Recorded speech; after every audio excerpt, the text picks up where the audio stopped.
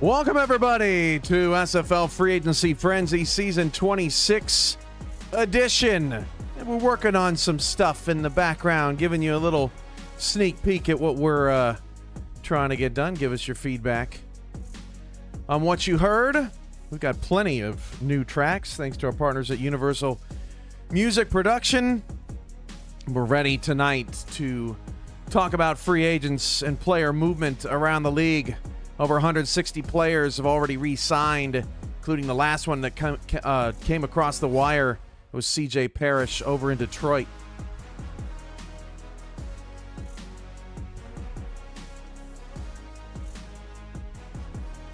Coming up, we've got Pittsburgh's Keith Wheeler to talk about the Riverhogs' new signings. I'm hopeful that I can confirm that free agents are able to sign before we get on with the show, because we've not had anybody hit that publish button yet. Whatever contract that is, you get to get talked about first as the show rolls on.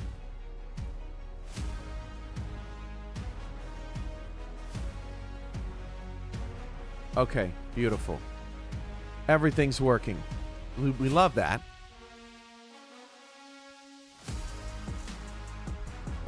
Schedule release is due out on Saturday, as long as all the owners get their videos in. Coming up on the halfway mark of success in that project. Hope you guys have been enjoying the off-season content, getting to know a little bit of our staff at the team and league level.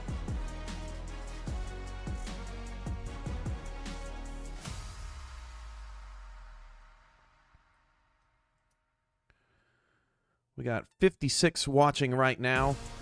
Doug Day's in the house. Mike Daggs, Nolan Pierce, BJ Loveless, Michaela Fouracre, Skippy Curtis is in the house.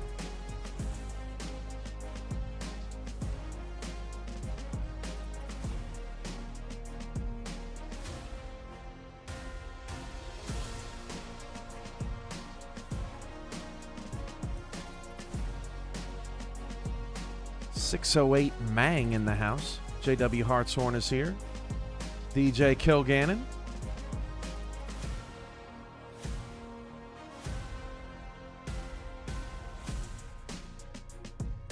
Tell you what, I'm excited for this schedule.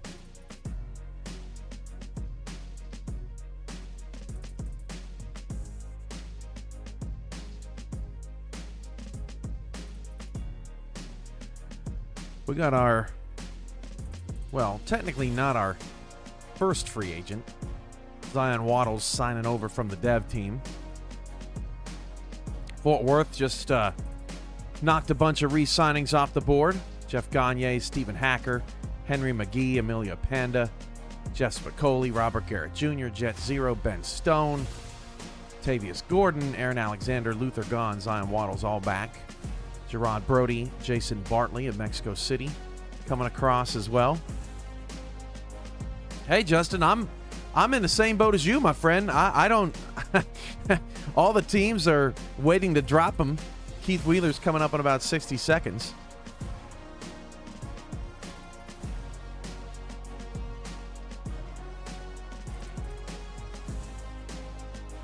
Did I say that, Skip?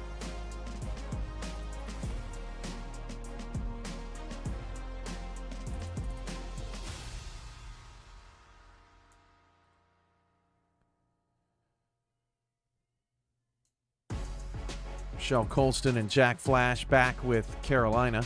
Flash coming off the dev team.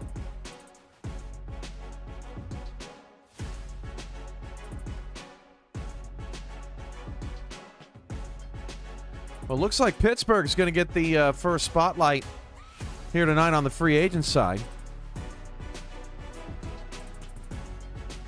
Let's bring in Mr. Wheeler.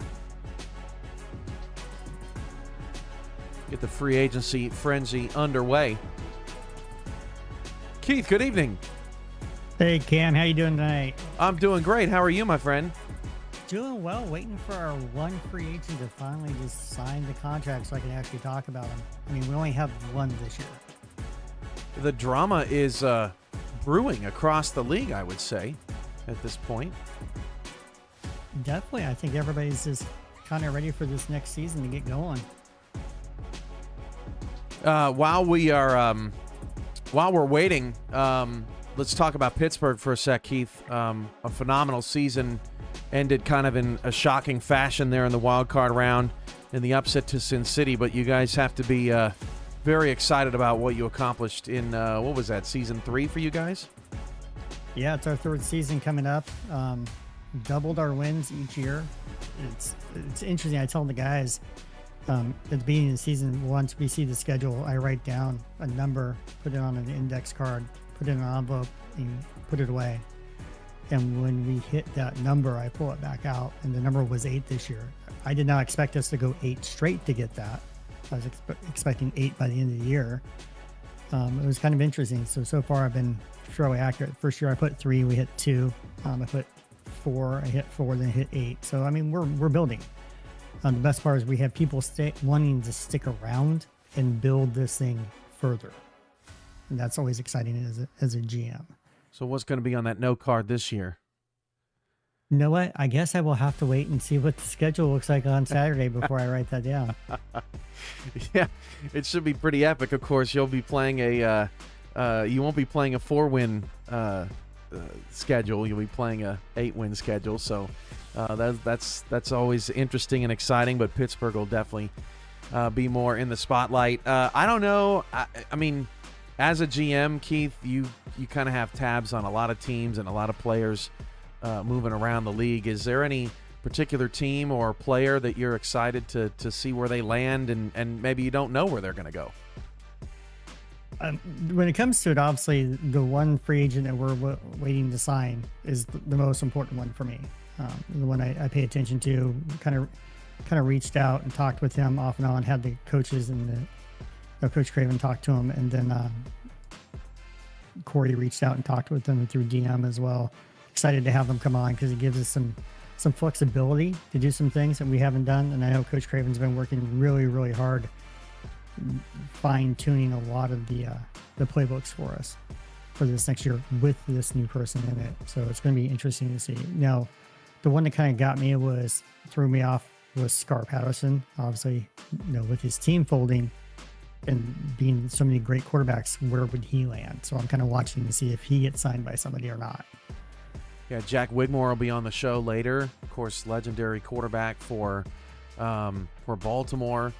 We've got a rookie, Jesse Long, that is expected to sign at the top of the hour. I don't know if we'll get to him today or not, but I mean, Ivory Irvin had one of the best seasons in SFL history, and it'll be interesting to see if he goes anywhere. I'm sure Pittsburgh is thrilled to not have to contend or compete with Baltimore anymore in the North, although you guys did have their number pretty good over the last couple of seasons. But how do you feel about your division, having these 3 7-team divisions now? I think it's kind of interesting. I mean, we had a lot of respect for Baltimore, and I think I've talked about this on other shows. When I took over as GM, their way of doing things was kind of how we modeled a lot of our stuff. Originally for how I looked at players, and then I fine-tuned it into a little bit more with more data analytics to kind of look at people. But I have a lot of respect for them and what they did. They kind of set the bar for everybody out east and out north, and you always want to try to emulate but not duplicate what they do. So we made our own, and that's part of our mantra is Cosa Nostra, as our way. That's kind of how we do things. So we're creating the Pittsburgh way of doing things. We looked at different people when we're coming up, and Baltimore was one of the people we looked at. Right now, with the new division, it's DC's division is how I see it, because they won the North last year, and it's pretty much theirs for right now, even though we're in this new division. It's going to be interesting to see Lexington coming back in as a full-time. That means the Pennsylvania game means a little bit more because it is a division game versus just being a game. Hopefully this year it's in Pittsburgh versus 2 years in Lexington. So maybe the next 2 years are in Pittsburgh. Just a hint. But we're excited. I know everybody's just chomping at the bit to get going. So we're just waiting to see the schedule. It is extremely unusual to have a game at an opponent's house three times in a row. I'll just put it that way. So I think you're safe there. But well, we've got so Jack Flash is new. He's our first official free agent signing. Is my apologies. I thought it was a re-signing, but coming over from Los Angeles, Jack Flash now in Carolina at tight end at a $1.8 million contract. Just looking at the contracts that came through earlier today, in terms of salary, Anthony Wyo is your top salary over the last 100 players signed at $6.2 million in Los Angeles. Connor Weston is second at $5.3 million, and Henry McGee is third for Fort Worth at $4.9 million. So just taking a look at some of the top signings so far in the SFL. Of course, we're waiting on Pittsburgh's potential free agent signing. We've got Jack Wigmore coming up in about 8 minutes, and hopefully Wigmore and his squad is able to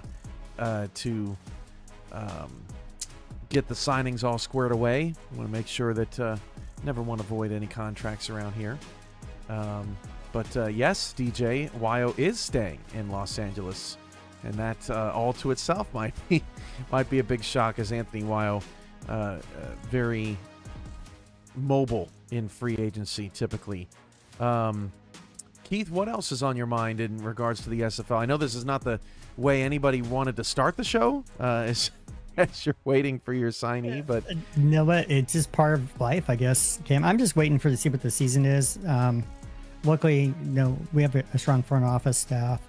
Doug Day's the assistant GM. He's kind of working on, because now that season 26 is over, he's working on 27. I'm working on season 28 people already. So it's I'm always trying to work ahead and see what's going on. I'm kind of excited to see how the new view of the field is going to help us with scouting. I'm kind of looking into that too. So I'm kind of excited for having more ability to see exactly what offenses and defenses are doing as a whole. But I mean, we're just excited. Yeah, we've been working a lot. We've been working a lot on the presentation. Just trying to get a more clear picture, how the emulator feeds into the live feed and all that. At NFL Deluxe on YouTube, can you give a quick explanation on how this works? It seems really cool. Well, thanks for being here, NFL Deluxe, and welcome to the Free Agency Frenzy. We're about to start season 26. All the names you see on your screen right now are real people. The names on your screen represent their digital avatars. They're all playing on the field every Friday, Saturday, and Monday night here on the Virtual Football Network. And you're seeing custom game plans play out in real time. And we track your career and hopefully get you to Hall of Fame status by the end of everything. SimFL, simfl.net for more information, to join our Discord community, and to make a player and get involved. What it do, Bleeker? Dags is all over it for NFL Deluxe as well in the chat. Yeah, the widescreen patch is going to be very interesting, Keith. I think that as we saw in the championship game, I think it gives a new dimension to our game, and I think it takes us, back to an era that many are fond of in terms of the look and feel of the game. Yeah, I just from a coaching standpoint, having the wide field view helps with scouting, because I do a lot of the pregame scoutings, a couple games out for coach. But that's the one thing I'm really looking forward to, because I think everybody after 4 years now is finally getting a feel for how to do the playbooks, to have their own twists to it, their own identity. So I mean, that's kind of a given. So, but the ability to scout is going to be huge for us, I think. It's going to be very exciting when we kick off Friday, January 23rd, the start of season 26. John Barnhart came across. That's a re-signing for Houston at $3 million. Just looking across the league, Albuquerque without any signings yet. Arizona without any. Anchorage is waiting on theirs. Bossier City's got a couple across the wire. Birmingham also getting theirs together. Carolina is your first team, kind of hot out the gate. That's not a surprise. for anybody out there. 18 signings already for Carolina.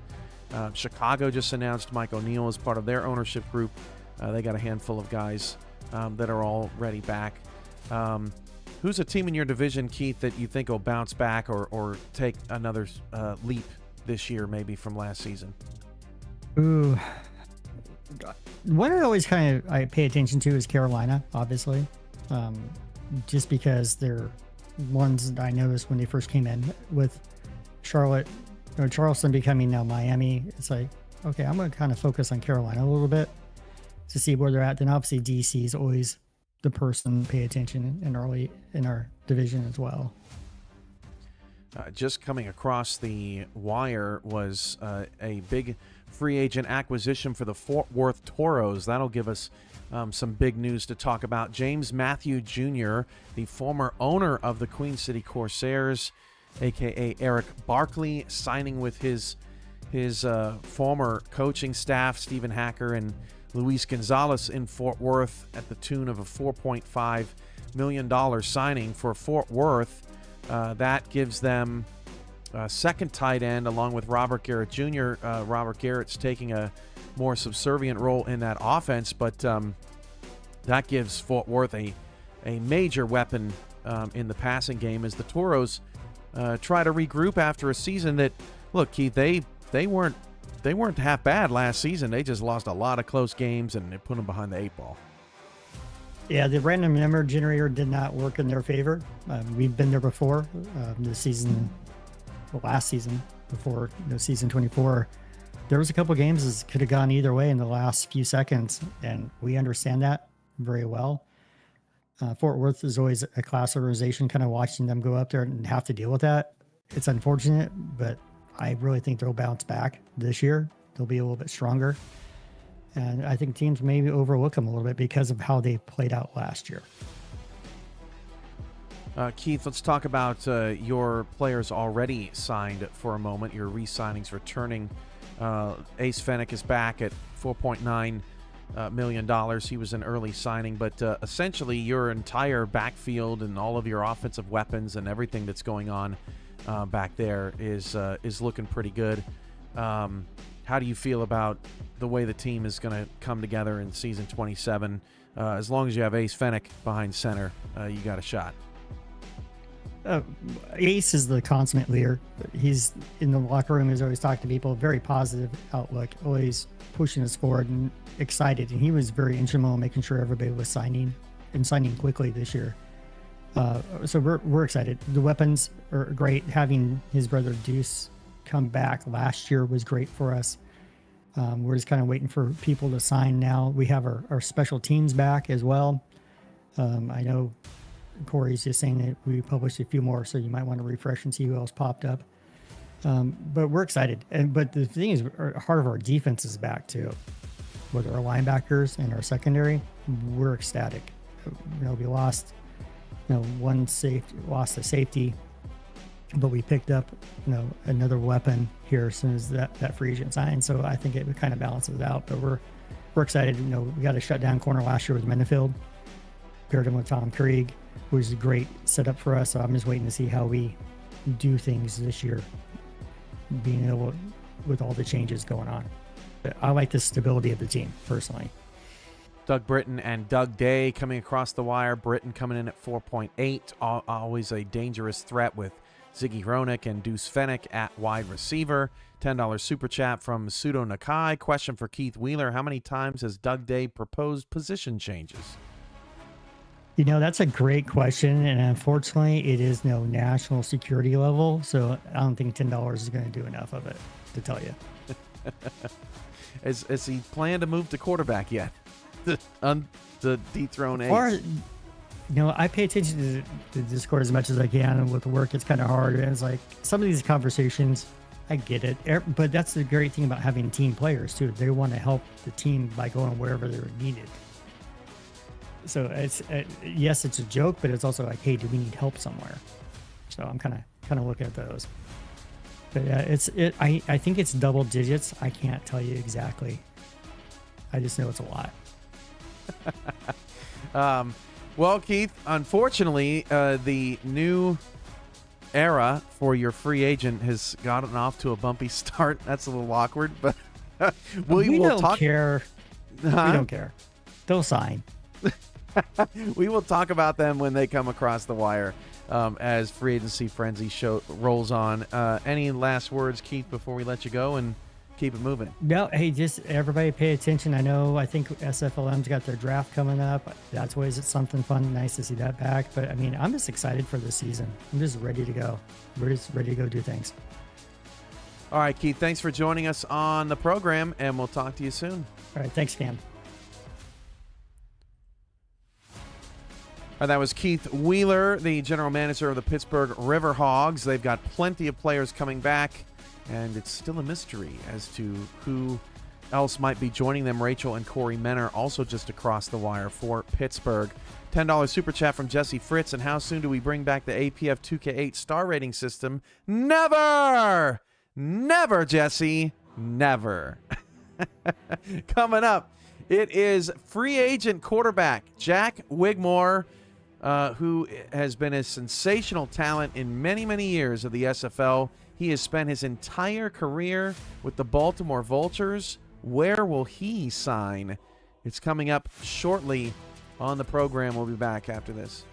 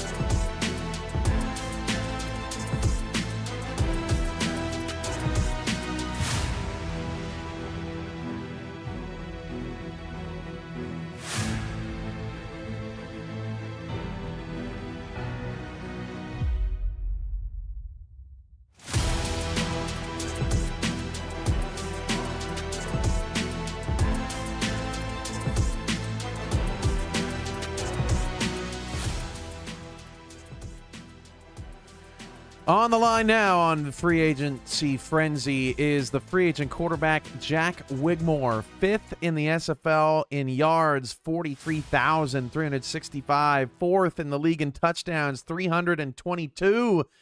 The all-timer Baltimore Vulture, Jack Wigmore, welcome to the show. Thanks for having me. It's been a while since I've been on a league show, so it's good being back. Yeah, man. So, I mean, we all want to know. A reign coming to an end with the Baltimore Vultures, and obviously anytime this happens, sometimes people retire, sometimes people move on, maybe they take some time off. You're hitting the ground running, you found a new home. What was it like processing the end of that era and getting excited for something different? Yeah, it was definitely a lot to process. I think retirement was definitely something that crossed my mind, considering I didn't really know anything else different other than Baltimore, and that had kind of been my home for forever. I mean, that's kind of all I knew as long as I had been in this league. And so that was something I was considering. And I think kind of when I wanted to decide that I wanted to stay in and I wanted to find another team, it just kind of came down to who I had built connections with when I had been here, and who, when they reached out to me, it was someone that I was like, yeah, I know this person well, and I've built a good connection with them. And it was a team that I think I built a good connection with a lot of people over the years, a ton of different people that I'd gotten to know individually, and I think that's what led me to my destination. Now, you are 4,600 yards behind Miss Ashley Jackson for 4th all-time. You just passed Marcus Dunhill by 94 yards at the end of last season. So 4,600. Think you could do that this year? It's a stretch. I mean, we'll see. We'll see. I'm waiting to see what it'll look like in this new offense, and getting used to something new. But I'm hoping we can get there, and I'm hoping to see how high I can climb before I decide I'm done. But I'm hoping we can get as high up there as possible. Well, we're ready to unveil it. Jack Wigmore, do the honors. Where are you going? I'll be off to Bossier City. The Bossier City Steamers land Jack Wigmore at $2.7 million in salary. Boy, talk about a team that was devastated by RNG last year. Bossier City in almost every game, just couldn't figure it out, couldn't get it done. So now that we know that you are a Steamer, what was it about the organization that led you to them? I mean, it was just everyone. I think, I had worked with Garrison Blue in other leagues, and had him run teams that I had been a part of, and I had really just appreciated everything that he had done when he was running that. Gunny, I had also gotten to know a lot through everything I had done with Dave Axis and being a guest on that show, and I'd gotten to know him really well. And just after speaking to them a little bit about everything, I think it seemed like everyone was all in, and I was totally ready to go with them, and I'm just really excited to see how we'll get going this season, and I'm super excited to get started. A lot of history back then as well, with Baltimore playing Lone Star in that championship game, that infamous championship game on television. Of course, you got the better end of them that day, and now you'll get to join forces many years later. I know, yeah. I remember I was part of Axis Live, the post-game show right after that championship game, and got to speak to a lot of the people that I'm now on the same side of now. So it'll definitely be fun to reconnect with all of them and kind of be on the same side of it now. And I've been lucky enough to see the right side of a lot of championships so far, but I'm hoping to get at least one more before I go out. So I'm hoping to bring one home to Bossier City. Looking at the other Bossier City signings, as my screen is just totally gone haywire on my contracts here. But Jack Wigmore, Bogey Bar, Jabu McSlim are the contracts across the line. But obviously, there's a much stronger vision for Bossier City that I'm sure you have been privy to, Jack. How do you think the team is going to come together this year? And what are you most looking forward to in playing in a different uniform? You know what I mean? You've never done it before, so it's got to be exciting to some degree of just doing something different for a change. It is something exciting. It's been fun, over the years being part of the same team and really building the same community. And, I love the Vultures, and I would, never replace those years for anything. But after watching the free agent shows all these years, it was kind of fun to be a part of that for once, to have a say in something that was going on. And also, I think it's going to be really fun to join a new team, not as, the new person, but also someone who I think has kind of established themselves in this league, and who I think is bringing a lot to a new team. And I think it'll be fun to come into a new environment in a place where I think I'm a player that can contribute to this team and, push towards a championship. And I think that's a new position that I'll be in that I think I'm really excited about. As a player, Jack, what team was always like the team you got the most hype for and that you hope is on the schedule for Bossier City this season? Ooh, that's a tough one. I mean, over the years, there's been so many. Vancouver's one that comes to mind. They're always a tough matchup. I think going against Eddie is another one. He's always a fun matchup as well. But I'm just really excited to kind of see everything from a new perspective and to kind of see matchups that I've never seen from a side that I've seen before. So it'll be real exciting. Well, I think you landed with a great organization, Jack. It certainly is going to be interesting seeing you in blue, not in black or red. Man, it's always so great to see a team that maybe was on the down and out in seasons past, but now sort of has a new vision and a new hope for the future. And that's why this part of the season is so exciting, is because everyone's got hope. Jack, nobody hates me right now. Everybody loves me, and everybody loves the game. And they're like, you know what, it's going to be better. And then the losses start to stack up, and you get concerned. You're bringing the good news for now, Ken. That's right. We're bringing the good news here tonight. Certainly for Bossier City as well. You have any idea where any of your teammates might be going? Obviously, don't tell me, but have you had conversations with them since the folding?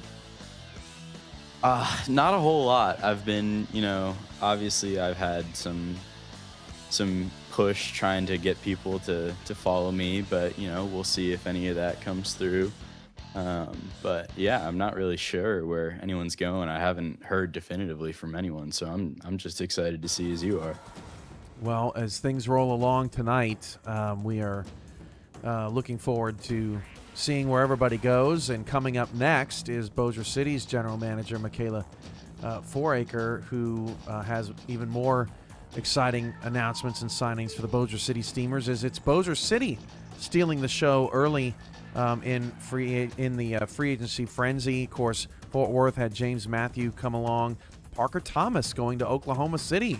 Big get for the Renegades as OKC looks to improve. Nolan Pierce just hired as the GM over there a couple weeks ago. Be interesting to see what the Renegades do as they try to desperately get their numbers up and bounce back here over the course of the next month or so. Any final thoughts, final words, Jack, on season 26 and the move to the Steamers and anything else that has caught your attention recently? Now I'm just excited to see kind of how the rest of the team shapes up, and I'm excited to get going. Excited to get some wins in the win column. So we'll see how it goes. Jack, always a pleasure. Good luck chasing the records, and obviously whether you catch Ashley or not, she's still playing. But that 50,000 milestone is coming up for you, and we wish you all the best, man. Thank you much. Thanks for having me on. All right, that was Jack Wigmore, formerly of Baltimore, now of Bossier City. He replaces Johnny Pickler, who, oddly enough, is only 800 yards behind Jack Wigmore on the all-time leaderboard, sitting at 7th, trailing Marcus Dunhill by about 700 yards. He's going to scoop that up at some point over this next season, assuming that Pickler is signing somewhere. I guess we'll find that out. Marco Swift has waited to ask me a question feverishly while I'm my most busy all week long. Marco, just anybody else, my friend. Anybody. That's a bold strategy, Cotton. I'm sorry. My brain cannot process it all. And as Duffman said, don't forget to throw a like on the video. Okay, we got some more free agents coming through. Duke LaRue, Smithers, Witherson, the fourth. That's a tough Roman numeral for me. I think that's the fourth. The sixth. I don't know. Witherson is from Philadelphia, so the Philadelphia Cougars getting the first rookie signing off the board. Smithers foregoing the draft and signing with the Fort Worth Toros at just over $1 million. Looking at Fort Worth's signings at wide receiver, you've got Henry McGee, Stephen Hacker is back, and then Witherson, the fourth question mark, is might be their third on that roster. Of course, the big tight end signing of James Matthew Jr. You know they're going to be heavily involved with the tight end. John Smith for Los Angeles, back off the dev team, signs at $3 million as a kicker. And we're still waiting for those first new signings to come across from any of our new squads, Birmingham, Miami, Anchorage, all that good stuff. We got Justin Reside coming up at 7:30 from Anchorage. And we got Birmingham's Michael Goodman coming up at 8. So we're going to get a couple teams we know of at least coming up. All right, Bossier City's Michaela Foraker and a special guest joining her coming up next on the program as Free Agency Frenzy rolls on.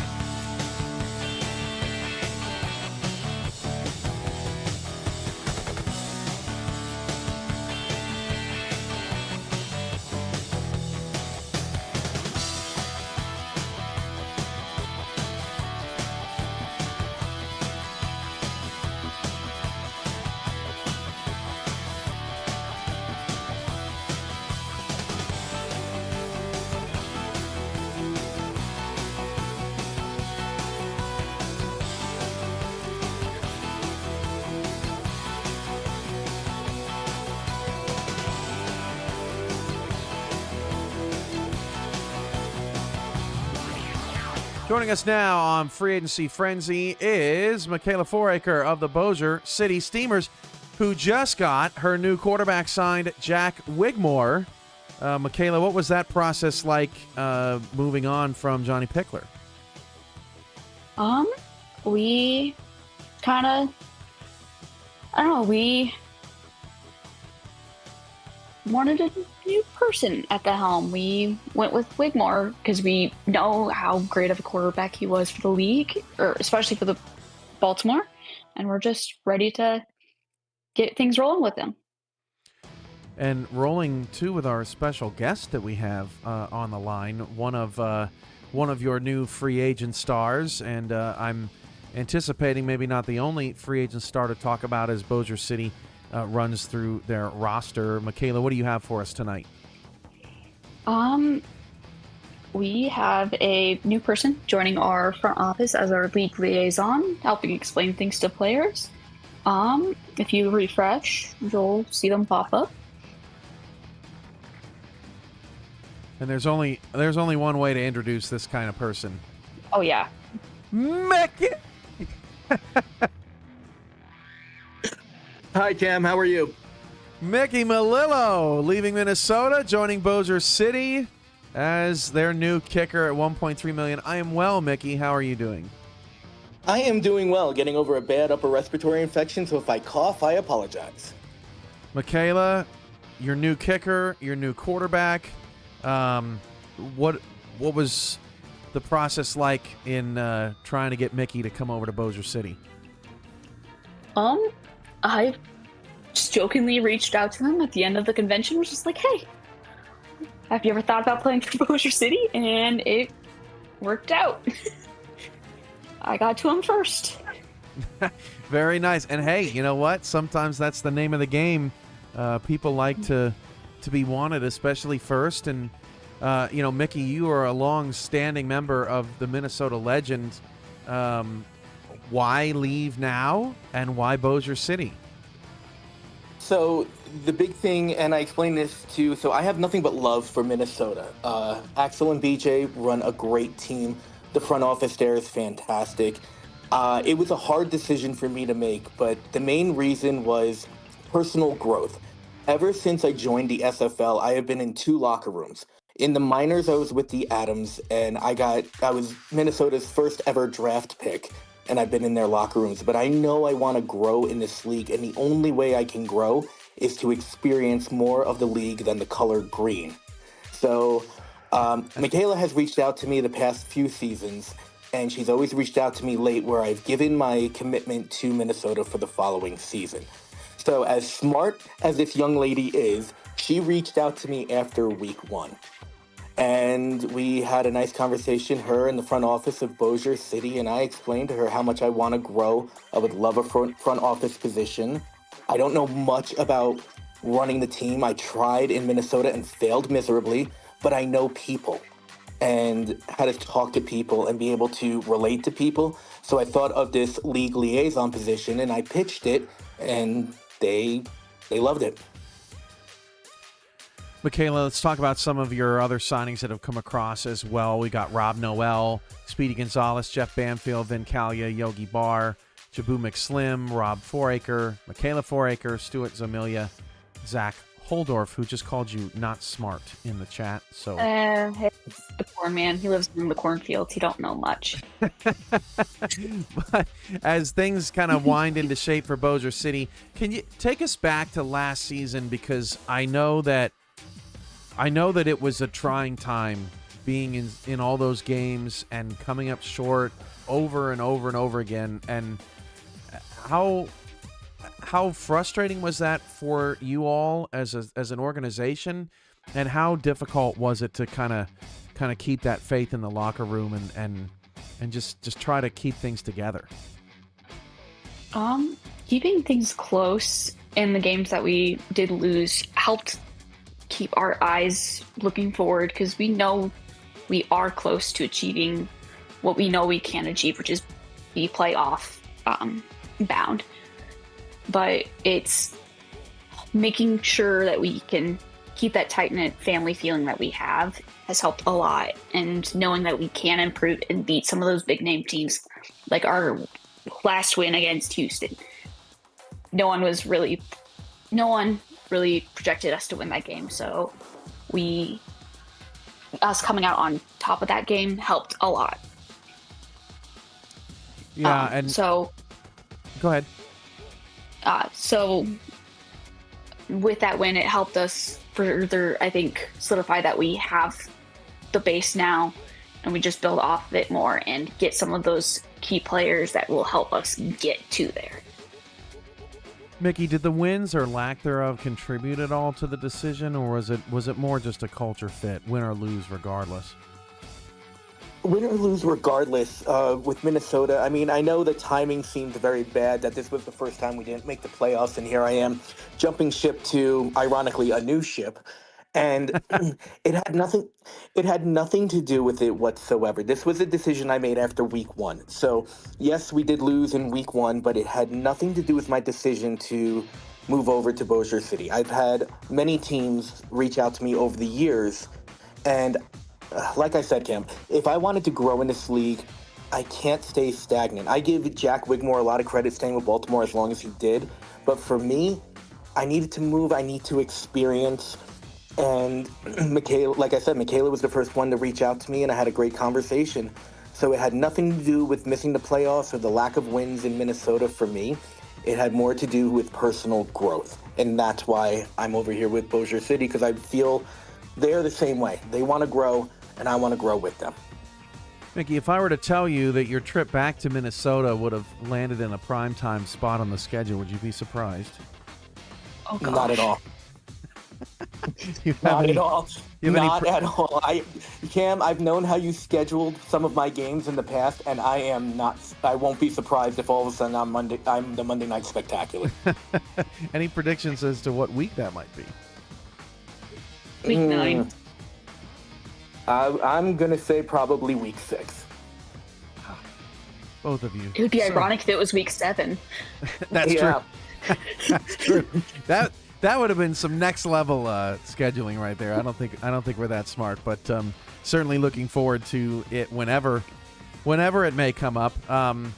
Michaela, what is next for Bossier City as you guys get all these contracts in, and actually we have some more to talk about as well, as just coming across the wire, Freddie Trammell, Garrison Blue back for Bossier City, along with Aiden Teixeira, Bobby Green, and Billy Beers. Aiden is a signing from San Jose out of the minors. Bobby Green is, I believe, off the dev team. Correct me if I'm wrong. And then Billy Beers coming over from DC. Where is Bobby Green stemming from? Minors as well? He came from Anchorage Wolves with the championship team. He was, I think, one of the defensive nominations for defensive MVP, if I remember. Yeah, so you've got a couple of players, coming up from the minors. It's kind of a hybrid system right now as we transition through. Some players declaring for the draft, other players, finding homes and finding places to go. you know, how was that? How was the process for you talking to, you know, some of the newest members of the league and getting them excited about becoming a steamer? In Tessera, I worked with in San Jose. I helped get him started on progressions, and we just formed a relationship that way. But Bobby actually reached out to us, saying that he was interested in joining us and getting a position with our team, and we just built a relationship from there and got him to stick with us.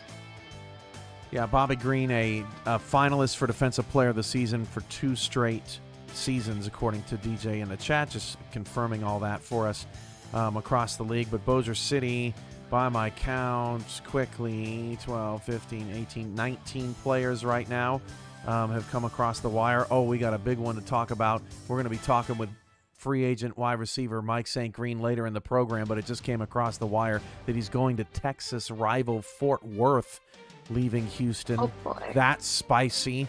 But yeah, I mean, Bossier City certainly looking like y'all are going to field another full and competitive team again this season, but doing it in a lot of traditional and non-traditional ways. You've got a new quarterback, you've got a new kicker, you've got some players from the minor leagues, and then you got your core coming back.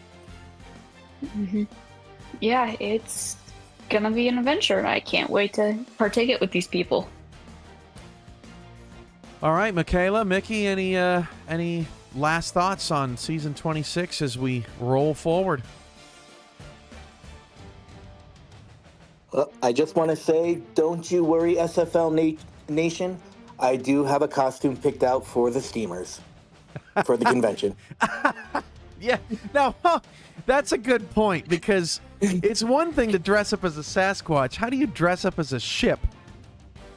Haven't you ever heard of Steamboat Mickey? Like Steamboat Willie? Exactly. Oh, Steamboat? Oh, I will never doubt Mickey's creativity, especially when it comes to conventions. So you are confirming we'll see you in Denver. You will see me in Denver. I haven't missed a convention since I got drafted, and I don't plan on it yet. How about you, Michaela? For the first time, is it finally happening? I'm planning on it. That's awesome. $5 super chat from DJ. Mickey, what's the plan for a new flag for us next season? DJ, if you touch that BCS flag, I will come after you. DJ, I will come after you now also if you go after the BCS flag. But we will plan, DJ, and we will figure it out. Mickey Melillo, Michaela Foraker of the Bossier City Steamers, thank you all for joining the program, and good luck in season 26. Thank you, Cam. Thank you. All right, so let's talk about the big signing that came down for the Fort Worth Toros.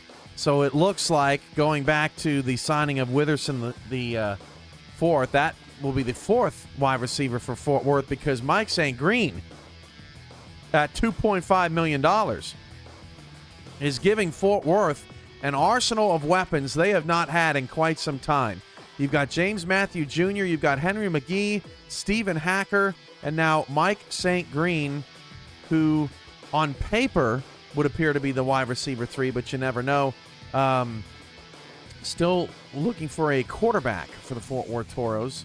But we've got a bunch of signings that just came across the wire for the DC Dragons and the Carolina Skyhawks. Now things are starting to roll here on the program, as Jesse Long is coming up here momentarily to talk about his new signing. But let's first get to the DC Dragons, and a huge signing right off the jump here. Gary Clem is moving to free safety. He comes over from the Sin City Samurai, and at $3.2 million, they're moving him from outside linebacker to free safety.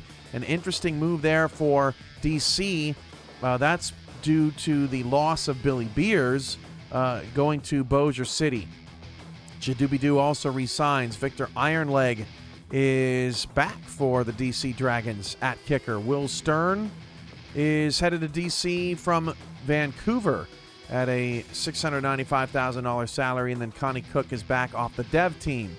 For Carolina, they have a new rookie quarterback That is Charles Doherty's player, 4.4 million. Charles, this gives an opportunity for me to ask you about the specifics of the pronunciation of the last name of your player, but Lili Nakai is coming to Carolina.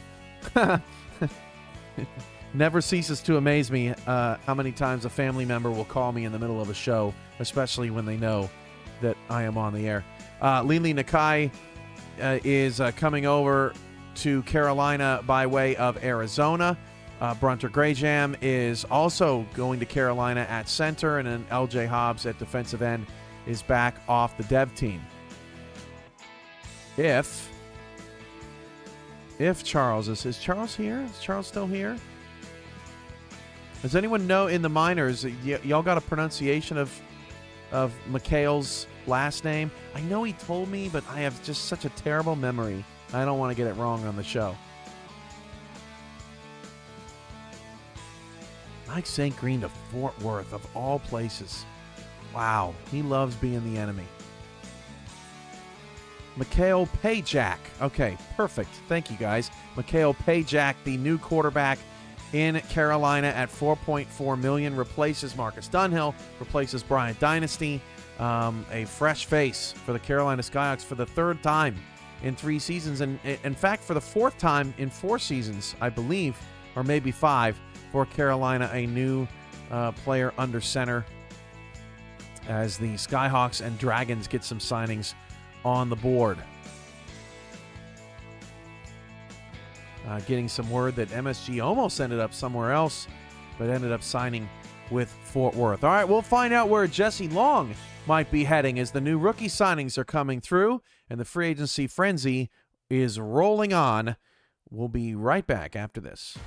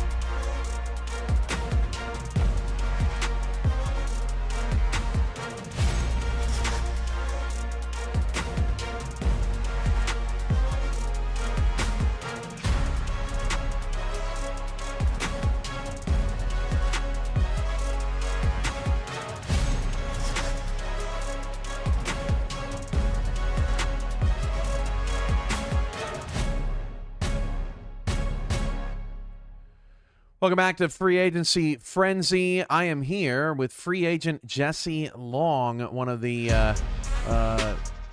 very talented players down in SFLM who made his decision, did not want to be drafted, made his decision on where he is going to play in his first SFL season in season 26. Jesse, welcome to the program.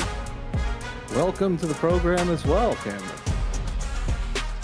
Jesse, it's been a long road. Obviously, you found the SFL by way of UFL, but since you have been down in the minor league, what has the experience been like? And how many teams were courting you? Did you reach out to specific teams? What was your strategy leading up to this moment?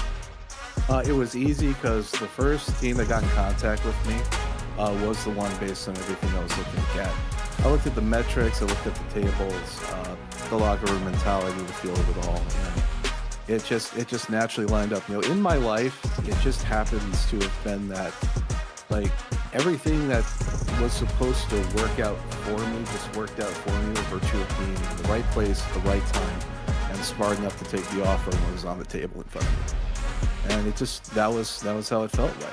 It makes it's going to make them a better squad. They're going to make me a better running back. They're going to make me a better everything. And really, at the bottom of my heart, I love this team very much. I can't wait to tell everybody who it is. And we're ready for that moment. Jesse, is your team ready? Well, we have, yes. Well, that's what I'm about to type in the box. Our charismatic, charming, and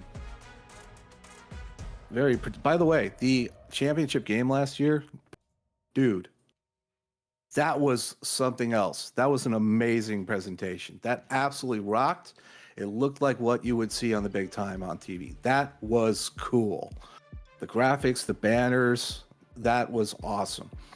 I know there were some people, the championship game of last season, I know there's some people here that don't want to talk about it, and I understand. But yeah, there was, when Vancouver finally walked right down the aisle and got that championship. That was something. I didn't know the game. I thought the game was the next day. I had it marked in the calendar the wrong way. So I rolled in when they were driving down the field and only up 6, and it was do or die. And with Nick Lockett's mighty hand in midair. And it wasn't all she wrote yet, but they just, let me tell you, that 3 in a row is hard to get. It's the holy grail for a reason. And let me tell you, if there was ever a team that could do it, it was Mexico City. But, it just wasn't their day. It was great. I see Siege Falco in the chat. There's rumors that he might be coming back to a particular organization. You've yet to see his name cross across the wire. However, right now it is Jesse Long's turn. Jesse Fritz, I should say. And you are going to... Go ahead, Jesse. Oh, I can actually formally announce it? That's right. Thank you for calling 1-800-POLY-TRUTH. This is halfback Jesse Fritz of the Chicago Warriors. And who do I have the pleasure of speaking with today? Yes, we finally have a running back. We have saved Ty Patak's life. No longer does he have to run and do all the running and run here and there and everywhere while being chased by dragons from all sides. So yes, we are here. This was just a team that became a lot better by just having one piece in a place. And it's also just, I genuinely love the swagger, the attitude, just everything about being with the Chicago Warriors speaks to me. I love this team so much. Jesse Fritz, the new rookie running back in Chicago, to give them some help. Xavier Solomon coming over from Charleston. That's a big signing as well at tight end.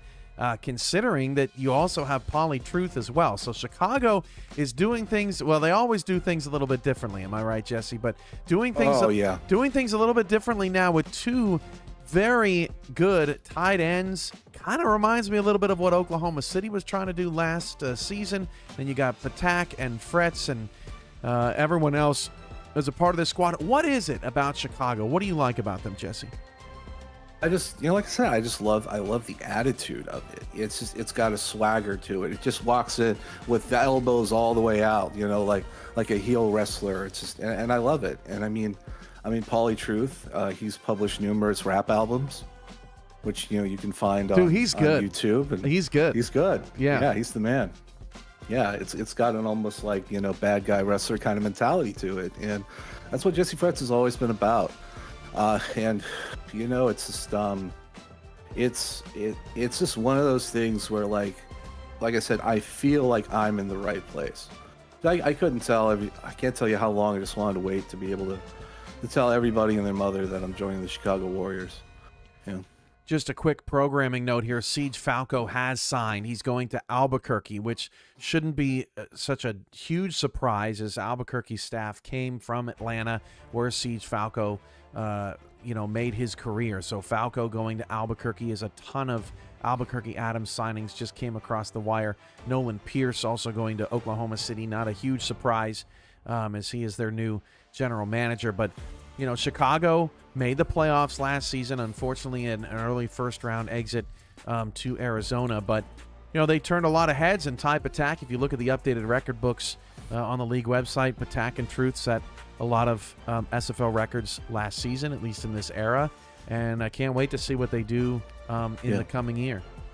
And one more point that what my addition to the team is going to create is that we actually have a running game.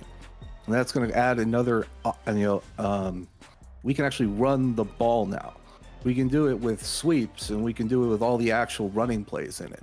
So no longer is it just, okay, well, Ty's the only guy that runs the ball, so that's all we got to worry about. Now we have an actual running game to add that's going to make it a lot harder for defensive coordinators to game plan around us. Of the signings that have come through today, Jesse, because I know you're a big league guy, what has caught your attention and what tickles your fancy heading into season 26? Mikkel Pajak going to the Skyhawks because he was ice cold in that title game. I mean, we just got slow squeezed to death, and he was just flawless. Everything he wanted to do, he did it. The way he moved out of the pocket, he could roll out, he can throw. I mean, that fourth quarter drive where they had to score a touchdown win with a minute and a half left to get into the championship game, it was like it was just goosebumps. Like, he just went down and scored. So that is what stands out the most to me. Mikkel Pajak's going to have a great career quarterback, and he's championship game material. Miles makes a great point in the chat. Jesse really thinks he's getting the ball, huh? Is that you did ask about that, right? Are they actually going to give you carries? Oh, I'm sure they're going to give me plenty of carries. Because Chicago doesn't. I don't know if they know how to give carries to someone. So and personally, I'm okay with only being on, maybe half the primetime games. I know most people want me to be on all of them. Half is fine for me. Only half, huh? Well, a lot of people, they don't want to admit it. They don't want to say it, but you can see it in their eyes. What exactly? I was born for prime time. There you go. See, that's what we want on this program. We want players to stick their neck out and say it's about me right now. There's three skills I have that I can safely claim to probably be better at than most people, and that's accountability after the fact, talking, and believing in my own nonsense. Yeah, no, for sure. It'll be exciting to see what Chicago does. Who are you hoping is on your schedule the most? Honestly, it's more like who I'm trying to avoid. I mean, there's a lot of big, mean dogs in those linebacking cores. I'm gonna be real. I don't want to play Pittsburgh. I don't want to play Lexington. I mean, I've watched them at work, and they hit hard, and where they hit you, you stop. This is not the kids' table anymore. So I'm really excited to see how I hold up against these really just strong linebackers and defensive line players and just even the safeties. I mean, they're anywhere and everywhere all at once. So, that's what I'm really looking forward to the most. But yeah, probably Pittsburgh and Lexington. If I can, the easiest way to not get tackled by Doug Day or Tony Roberto is to not be playing them that day. So. Well, I hate to tell you this, Jesse, but since they're in your division, it's a given. It's a guarantee that they're both on your schedule. So, I really should have read that. I mean, I looked at it, but I didn't. Well, at least you get one of them at home. That's. I'm a running back. I don't do any homework. I just show up with a half shirt and I just want to run the ball. Yeah, you're like the Cam Scattaboo. You're not. Oh yeah. You're not really paying too much attention to the outside noise. You're just bashing your head in. As a kid, he would put on his pads and continue running into a telephone pole. Jesse, any final thoughts here in your moment and opportunity to speak here on the Free Agency Frenzy Show, the newest running back in Chicago? I gotta say, I love all of you. We've got an amazing community here. This product is more than just football. It's love, and we've got an amazing staff. Ellie is going to be stepping up in the SFLM. She's going to do great. Alex, thank you. JW, you do more work than we know. And yeah, that's what I want to say. I'm so forever thankful to be a part of the Simulation Football League, which I can safely claim is the highest level of simulation football in all the world. You mentioned JW. He says the Frets Prince is here. You good with that nickname? Dude, I love it. Cameron Duty gave me that name the first game I ever played, the Fresh Prince of Philadelphia. And it made me think of Chris Boomer and, you know, how guys would always get names like, what was it? Ty, I fought the law and the law won. So I love it. It's an amazing nickname to have. You said fought just then, right? I was a little concerned for my... Oh, no. Okay, that's good. That's good. Jesse? It's a professional broadcast. Yeah. Trust me, I broadcast games. I have a lot of self-control. Jesse, thank you for being on the program. Congrats on the signing with Chicago, and we'll see you out there. Yeah, man, thanks for having me. Go Warriors! That's the type of enthusiasm you want to hear on this show, as Jesse Fretz is the new running back in Chicago. How many carries will he get? It remains to be seen. Lots of signings from Albuquerque: Sammy Steele, Ken Miller, Cyrus Jive, Jason Williams, Josh Slapp, Justin Williams, Kay Marion, Clarence Lee, Jack Wall, Jaron Jones, Leah Williams, Chris Porter, Leo Jefferson, Seth Berlin, Daniel Valentine, Amar Bryant Jr., all coming back.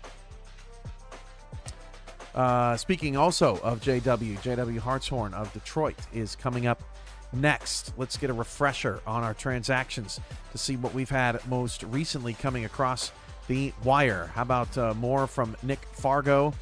Fargo coming back to DC off the dev team. Ricky Robinson is signing with DC, coming over from Chicago. So a refocused secondary in DC. Joshua Williams is back in Albuquerque, and Landon Stone is also back in Pittsburgh. Coming up, it's Detroit's JW Hartshorn as the free agency frenzy rolls on. We'll be right back.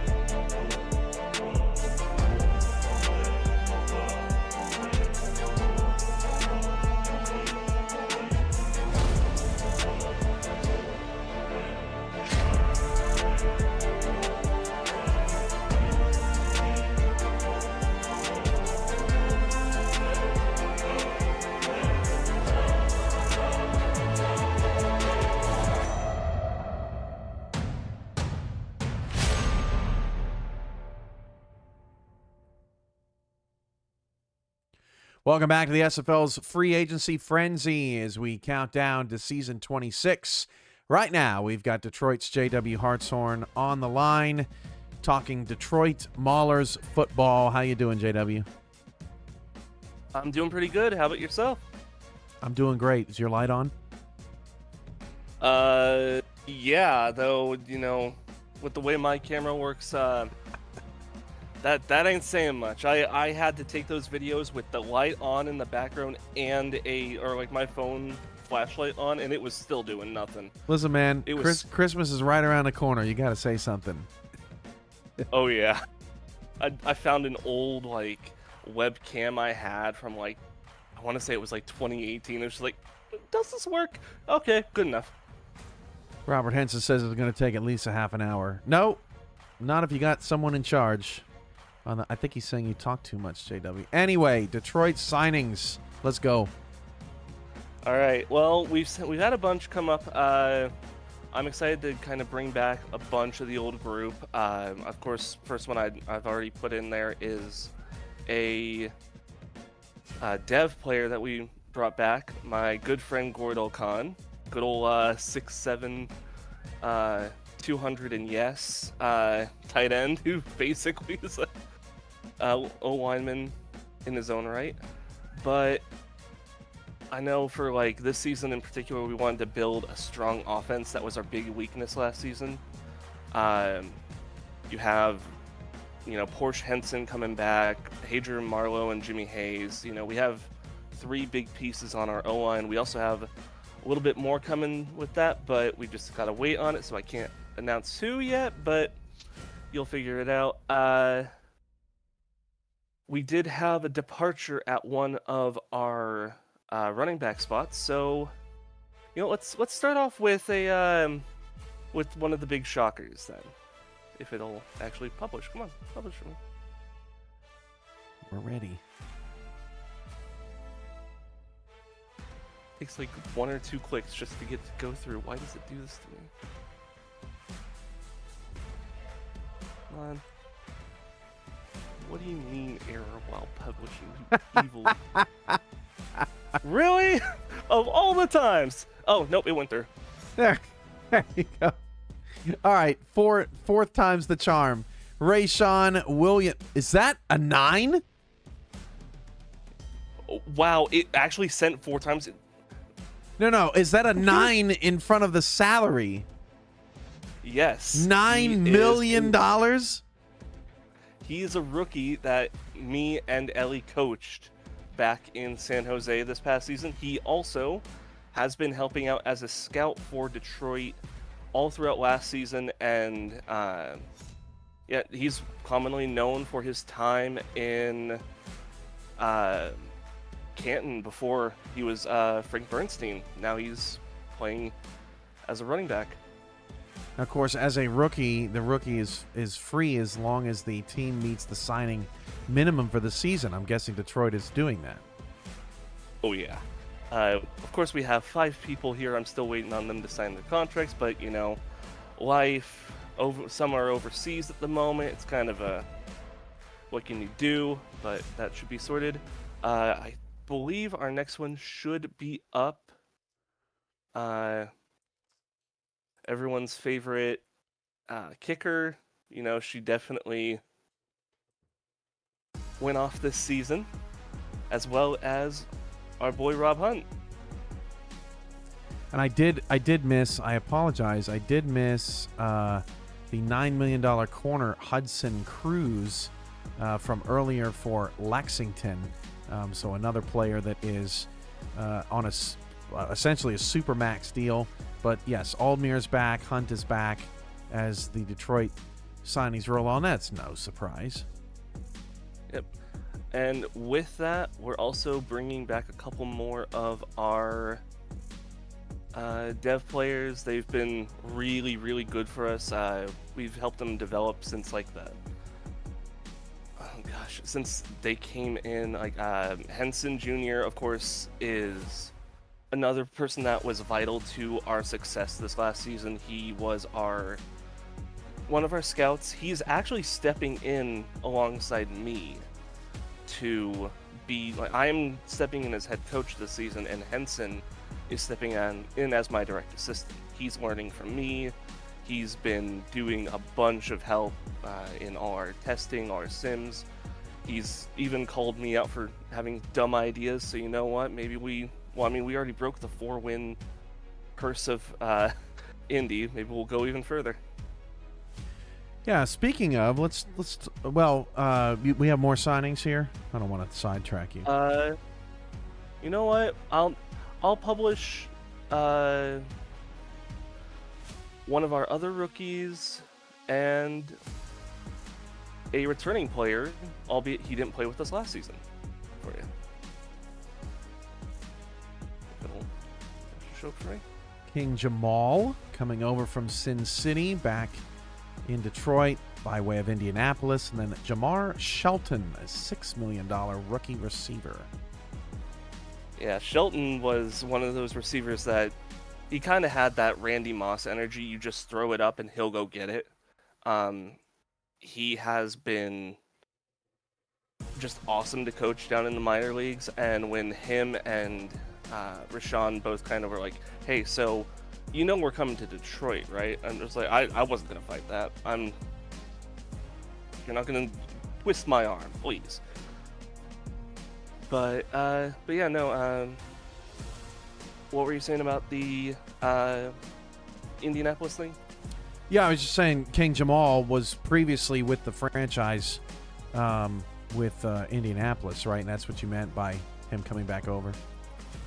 Yep, he served my first season in Indianapolis. He was our starting strong safety.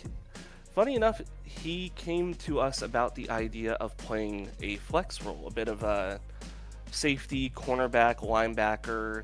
If you've watched like players like Nick Emanwari in the NFL Today or Prime Jamal Adams type thing, that's been kind of the idea behind him. I only have 2 left that I need to sign, and these are the doozies. All right. Well, considering we have 4 minutes left before you gotta bring in Reside, we are going to be bringing in 2 SFL Hall of Famers. Whoa! One is a renowned coach. He's a bit polarizing, but he's always at least been willing to hear me out on dumb ideas and push me to test stuff, and it's nice to finally not get myself killed against him and actually just have us be on the same side for once. But that should have just come through. Oh, goodness. Johnny Kim. T-Pat lives.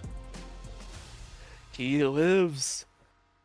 He was always someone that, like, when I first came into the league, I studied him. I wanted to, for the longest time, I wanted to figure out to beat him. And this offseason, he got with Cherry, and they had discussions like he kind of wants to just find a place where he can have fun, enjoy the league, and not really put too much on his plate. He won't be coaching as much this season, but he'll be there as a talking head there to keep us kind of all on the straight and narrow. And you know what? For fun, why not go with our last one, the crown jewel, so to speak, of our day. One of the best tacklers in the SFL. Actually, recently made a Hall of Famer, too. Yeah, Jack Brown.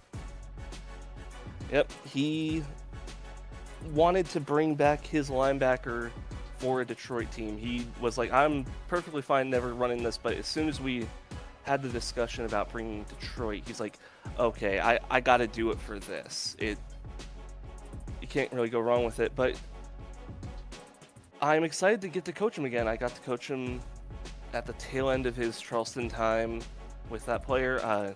He's joining a defense that, we're keeping most of our pieces. I mean, we're bringing back Sean and Cherry, who were quarterback's worst nightmares. We're getting Matthews back, and we're even getting Frodo Laggins, who is built to be essentially kind of a Von Miller, Myles Garrett type, if you want like a reference of how we discussed the build for him. Yeah, I mean, there's a lot to go over here with Detroit. Definitely one of the most exciting segments on the program. I've got 1, 2, 3, 4, 5, 6, 7, 8, 9, 10, 11, 12, 13, 14, 15, 16, 17, 18, 19, 20, 21, 22, 23, 24, 25 players currently signed. Does that sound right? Yep, and we have 5 whose contracts have already been sent. They're just out of town at the moment, as well as a couple more in the chamber. So I tell you what, man, the Detroit Maulers, especially with T-Pat there as an advisor and Henson and everything that's been going on with y'all's ownership and the steps forward that y'all took last season, getting to 6-6, fell a little short of the playoffs, but my goodness gracious, this is some roster being put together. By the way, is Kim your starting quarterback? That is to be determined. Oh, who am I kidding? He is there as our QB2. Our QB1 is currently just out of town at the moment. All right. I didn't know if he was getting the starting role or not, so thought I'd ask. But don't be surprised if you see him on the field a few times. Sure. Yeah. Well, hey, we know his specialty. So, JW, always a pleasure. Thanks for being here. Congrats on all the success and good luck in season 26. Thank you, Cam. I hope you have a good rest of your night, and I'm looking forward to the season. All right, that was JW. We got a lot to get to here, folks, because Miami's put a bunch of signings across. DC's put some signings across. Houston, Pittsburgh, etc. People were giving me crap earlier about missing one signing, Hudson Cruz. You know how many signings have happened since the show started? I think we were at 164 before the show. Now we're at 280. That's 116 signings. I'm doing my best, people. But Cruz signed that $9 million contract for Lexington, which is pretty nuts. Lexington either better hope they get to the minimum, or they've got plenty of cap space left. They're sitting at about $40.9 million right now, as that team is coming together quite well for Lexington. Looking at the couple of re-signings: Landon Stone to Pittsburgh, Guy Incognito back to Houston. But a really interesting roster construction there from Detroit. Now, for DC, Ronnie Shanahan is back off the dev team, and they also got Gary Burney. He's going to be at defensive end. So the Garys, who used to be in Louisiana, then went to Canton, then went to Sin City, and now are with the DC Dragons, getting things going. DC has a very uniquely different defense here so far tonight. We've seen the signings of Ricky Robinson and Gary Burney, Gary Clem as well on the defensive side of the ball. So they've made some big moves on that side. Logan Lee has just signed in Chicago. Breaking news before we get to Miami. And we're going to bring Justin Reside on here momentarily, but breaking news out of Chicago. Logan Lee, the former Sin City running back, going to Chicago for 3 point. I'm sorry. I'm letting that sink in. Going to Chicago at $3.1 million. That means that Chicago has two running backs, Logan Lee and Jesse Fritz, the rookie, to go along with two tight ends, Xavier Solomon and Paulie Truth, and John Fullerton and Caleb Giffis at wide receiver. Okay. Well, that is interesting out of Chicago. And Mike says, yeah, now down to 2 carries each.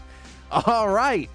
That is a fascinating development there in Chicago. Now let's get to Miami, as the Stingrays have signed Leon Sandcastle, Anthony Ellison, Sam Blotner, Nick Hoagland, Nick Twice, Finley James, Leroy James, Baron Wint, Khalil Thomas, Goose Busters, Zach Benjamin. Of course, Benjamin is a big signing. Their new head coach by way of Sin City. Pat Redding, Maxwell Quimby, and Dondis Telecarne. Quimby comes over from Washington. And I just am refreshing my memory here on if there are any other, since everybody is technically a free agent from this squad. I think most of them coming over by way of Charleston, but lots of Miami signings across the wire. But Logan Lee, very interesting signing for Chicago. Man, they are going to be doing things differently this upcoming season, and they might be one of the most fascinating teams in the league right now as to what they're going to look like in week 1 and through the rest of the season. Weapon X is in the Windy City as well.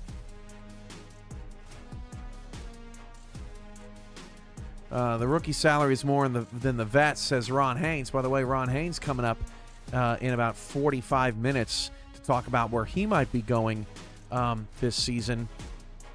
But, yeah, you know, a lot of these rookies, I mean, they're free. A lot of the reasons why the contracts are so inflated is because it's maximums. But once you get off the max, then things start to settle back down. But, man, lots of excitement, I should say, here on Free Agency Frenzy, and it has turned into a frenzy here in hour number 2. Anchorage's Justin Reside will join the program shortly as Free Agency Frenzy rolls on.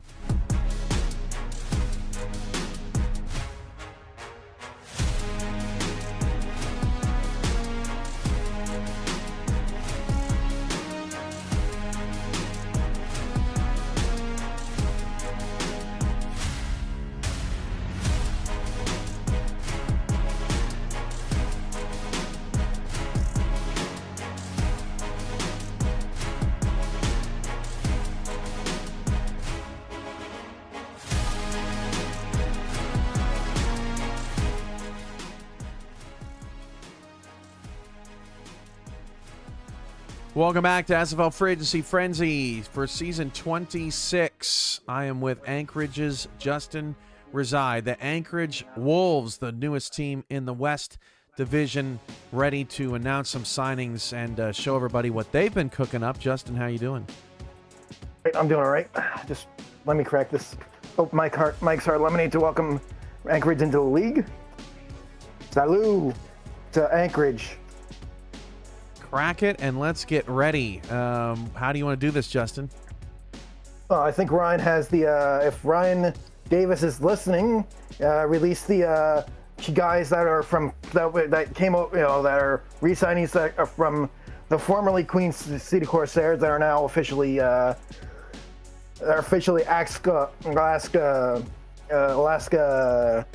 Wolves members. And if you want to refresh that, if Ryan did release those. Oh, we got it. Silas Christensen at quarterback, John Osmosis and Charlie Baker at running back, Lars Bazar fullback, Brian Davis, Guy Clausen, Bob Wood at wide receiver. The guard is Demon Pickle, defensive tackle Robert Crone, defensive end Finn Steele, and Dexter Jackson back again at outside linebacker. A lot of offensive guys returning, Justin, and honestly, Queen City's offense at times last season was super dangerous. Yes, it was very super dangerous with former tight end Mr. James Matthew Jr. obviously decided to go to Toro pastures, as they would say. Joke right there as a joke. We also had, just wanted to get it before I miss it, Toby Bonnet's coming over from Houston, going to Pittsburgh. So this is a free agency pickup for Pittsburgh. But yeah, Dexter Jackson, obviously a big guy from the old Fort Worth days, as Anchorage looks to build a force defensively. Any more to say about any of those guys, Justin? No, but I think Mr. Ryan Davis is DMing me right now as we speak. And he's published the rest, Cam, so if you want to hit the refresh button one more time. We've got it, and let's pick it up from Dexter Jackson. We've got Luke Swift at outside linebacker, Duncan on him at inside linebacker, Alex Marshall at free safety, Justin Reside at strong safety, Joe Garfield at kicker. So that's kind of those are all the returners. Is that right, Justin? Yep, that's all the returners, and I think we have the free agents, as I see in your screen, above you with a couple of, if you go above, I think it's Richard Powers, I believe, is the first one. Yeah. So it's 16 returners. Now we got Richard Powers at fullback coming over from the Miners. Kevin Parker is a new name coming over from the Miners as well. Jonathan Kilgore from Oklahoma City signs at tight end with Anchorage. That helps replace James Matthew Jr., but also Turaneo Rivera signing at tight end as well, the wayward traveler by way of Houston. Harrison Kilgore at defensive tackle comes over from what team was he on last year? Justin, help me out. Oklahoma City, I believe. Oklahoma, yeah, all right. Adam Jones at corner comes over from Florida. Major Key from Vancouver. That's a name I haven't heard in a bit. Julian Gasca, a rookie. Eric Belmont comes over to Anchorage, and then spicy Justin, Kanye Rockefeller, the big-time free safety, leaving Sin City as they fold, and Kanye Rockefeller is an Anchorage Wolf. Yeah, because we were all in, my other co-GM, Guy Clausen, and me and Ryan were all chit-chatting about it. We were all, chatting about, what Rob Wood could go down, who we're going to get to replace him in kick returns. So it's like Kanye Rockefeller was the perfect guy because Rockefeller, at least when he was in Ken, he was a kick returner. So it's like, get that backup kick returner, so we don't have to go to like freaking a non-contracted guy to return kicks if Bob Wood goes down. And I count 26 for Anchorage at $60.4 million. Justin, what's it been like? I know that there were times in Queen City where things were a little tough, especially just trying to get the ownership situation settled and handled. What's it been like working with Ryan and seeing a team? I mean, 26 players, right under 61 million. Anchorage obviously has been doing a lot of work, and Queen City struggled with player retention and struggled to get players in for a while. Not this year. Anchorage is a totally new chapter here. Yeah, it's definitely a new chapter because Queen City was somewhat a struggle bus. Yeah, I just got the word that a few players need to sign, so from Ryan while we were talking. Yeah, but still, I mean, just a phenomenal roster being put together, by the Wolves. I think the headliner there is Rockefeller, but you've got some rookies too on this squad, Justin, and I'm sure that Ryan bringing his team up from the minors helped in that way. Yeah, definitely helped in that way because, when you look at it, it's a brand new franchise. It's like you're looking at a brand new franchise that comes over from Buffalo, New York, and heads west to the West Division, and that 17 West Division moving up because once all these guys from the the Queen City staff handed us the keys to head to Anchorage and become the Wolves. It's like a whole different, and Ryan Davis took over. That was just the start of the formula, and then you see all these, all the guys we signed and a few that's going to come up in the next, I don't know how many hours. Yeah, and I gotta say, Ryan Davis is a first time owner in the SFL. He's proving himself here tonight, certainly. And Mike Dagg said, "Congrats on the solid roster, Ryan." And look, this is not a rebuild project anymore, right, Justin? This is a fully fledged contending team now. Yeah, not a rebuild. I mean, the only thing we brought that was hanging in the QCC at ProCon Field, which will be hanging on our new stadium in Anchorage, is the Casey Mears banner, obviously, because we had to, I can't leave, she's my friend, she's my friend and I miss her, and we didn't want to forget her in forget about her in Anchorage, so it's like, the team moves, the banner moves, so. I'm sure that'll be beautiful, Justin. Thank you for joining the program, and congrats on all the success to you and Ryan and everybody else on the team. I can't wait to see Anchorage in their first game. Any guesses as to what that might look like? Who do you think you're going to play? I would say I would wouldn't be surprised if it's one of the new one of the new teams that's with us. If it's Miami or Birmingham in the first game of the season, because you gotta have that little spiciness to it.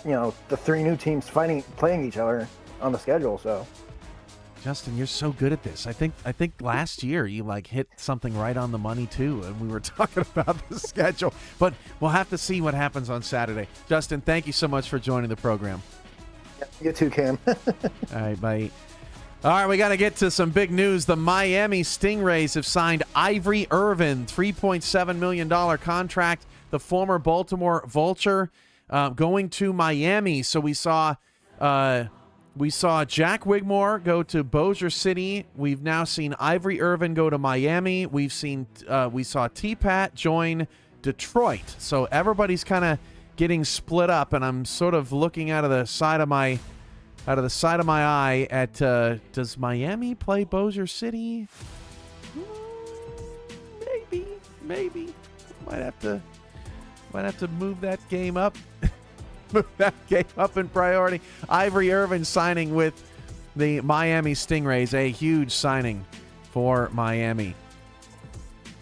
Max Jackson says he just saw that the season starts on his birthday. It's that's great. Watch us have a bye week. No bye week, Mike. So Ivory Irvin signs with Miami. Also, Ben Bowman signs with Miami, coming over from Charleston. John Stamengo also coming over from Charleston. Vancouver has some signings. How about this? Alden Bleeker, former Baltimore Vulture, going to Vancouver. And then Kenneth Gaston Jr. coming over from Detroit to Vancouver. So the defending champs getting a couple of players, and then Tyler Highfield was going to go to DC, and ended up in Vancouver. So Tyler Highfield gets the signing there.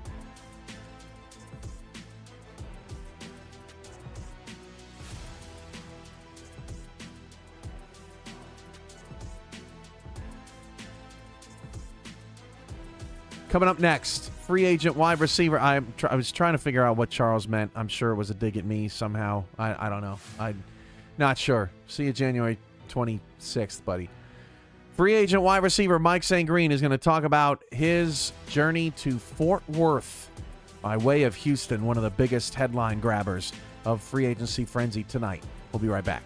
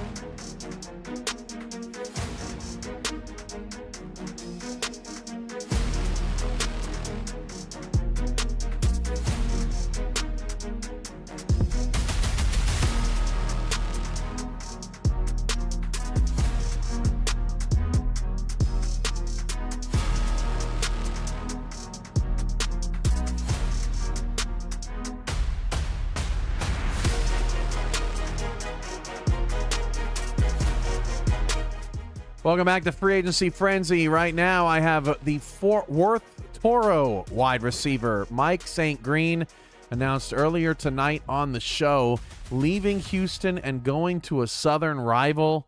I would say that I'm surprised, Mike, but I'm not surprised. First of all, Cam, great to be here, man. Great to be back in the league. I'm somewhat surprised myself. When I announced my free agency about a week ago, I think they said I'm muted, Cam. No, you're good. Okay. When I announced my free agency about a week ago, I really didn't know,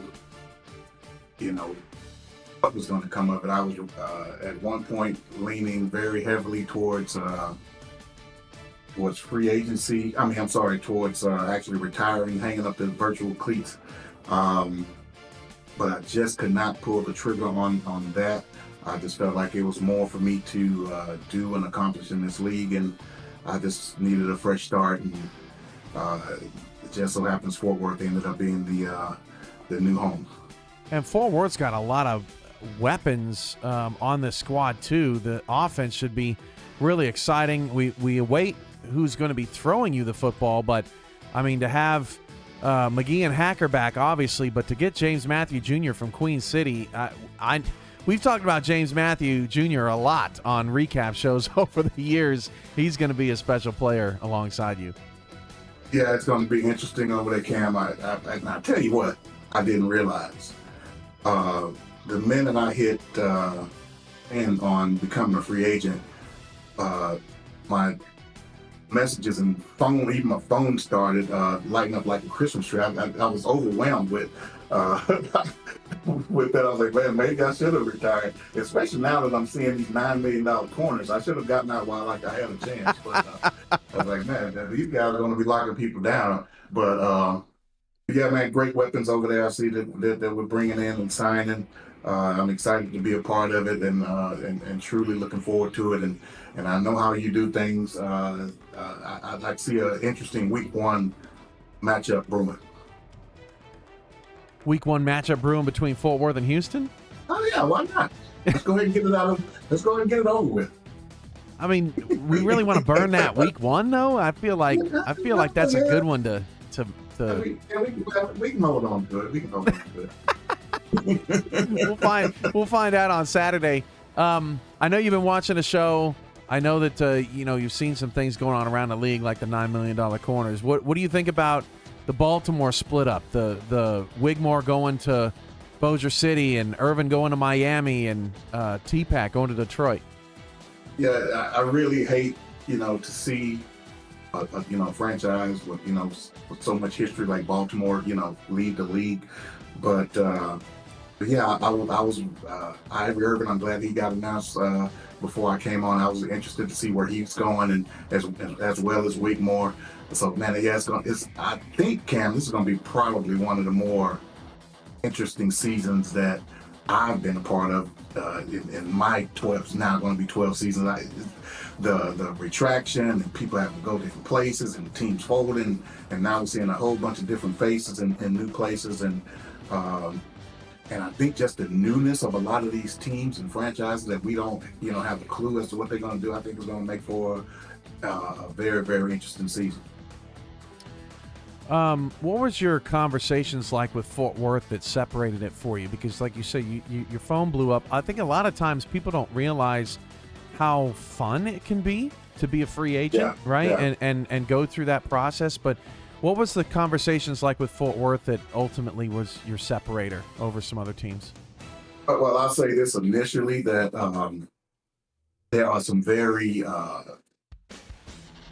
well-ran class act franchises and people in this league, and man, there's a lot of franchises that are run the right way. A lot of them very professionally reached out, but ultimately Fort Worth, I saw a need there.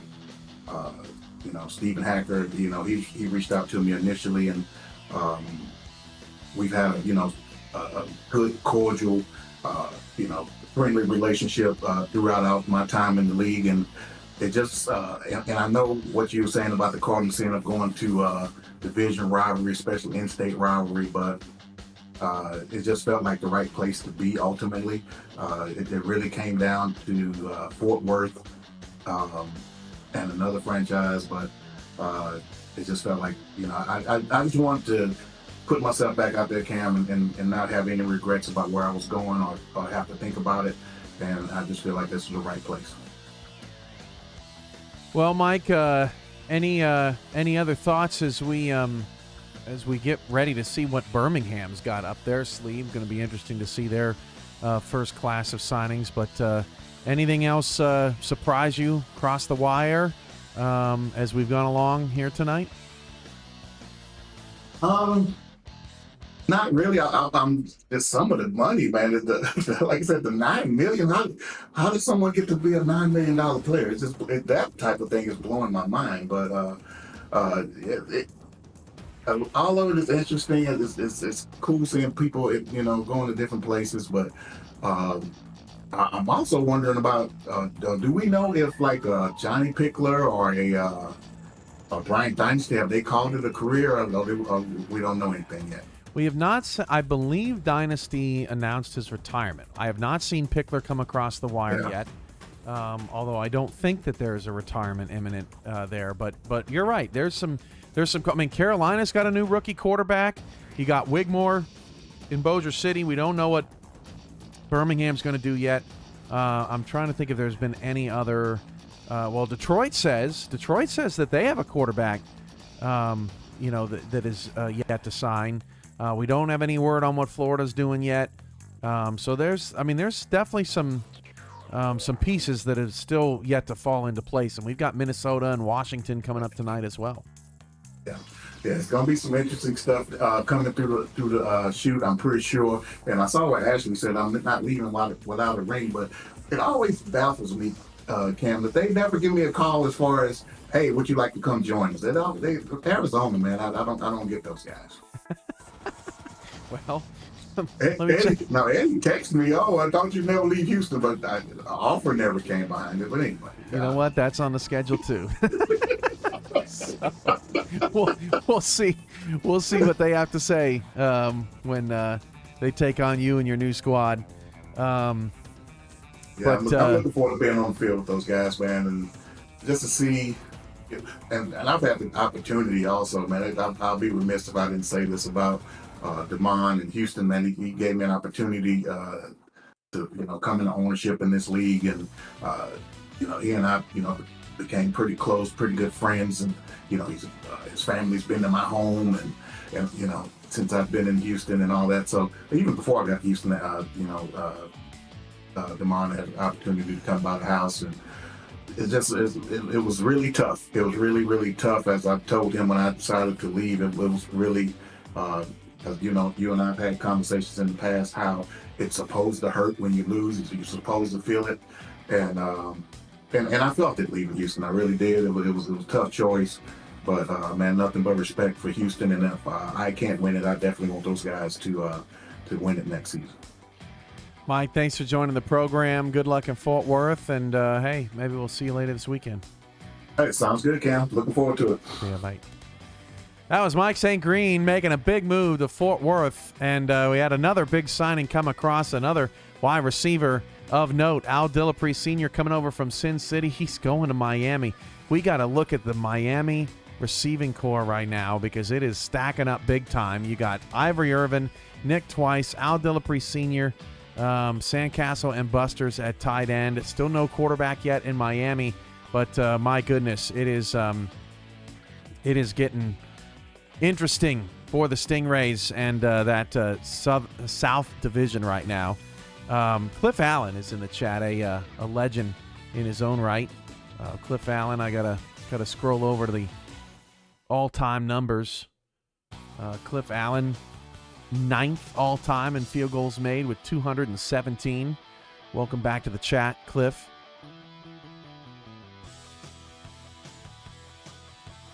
You're more than welcome, my friend. It was great meeting you at the Cincinnati convention.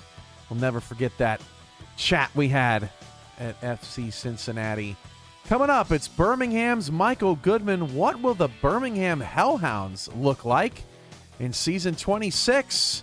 The league's newest expansion team sits down and chats with me. Coming up next on the SFL Free Agency Frenzy.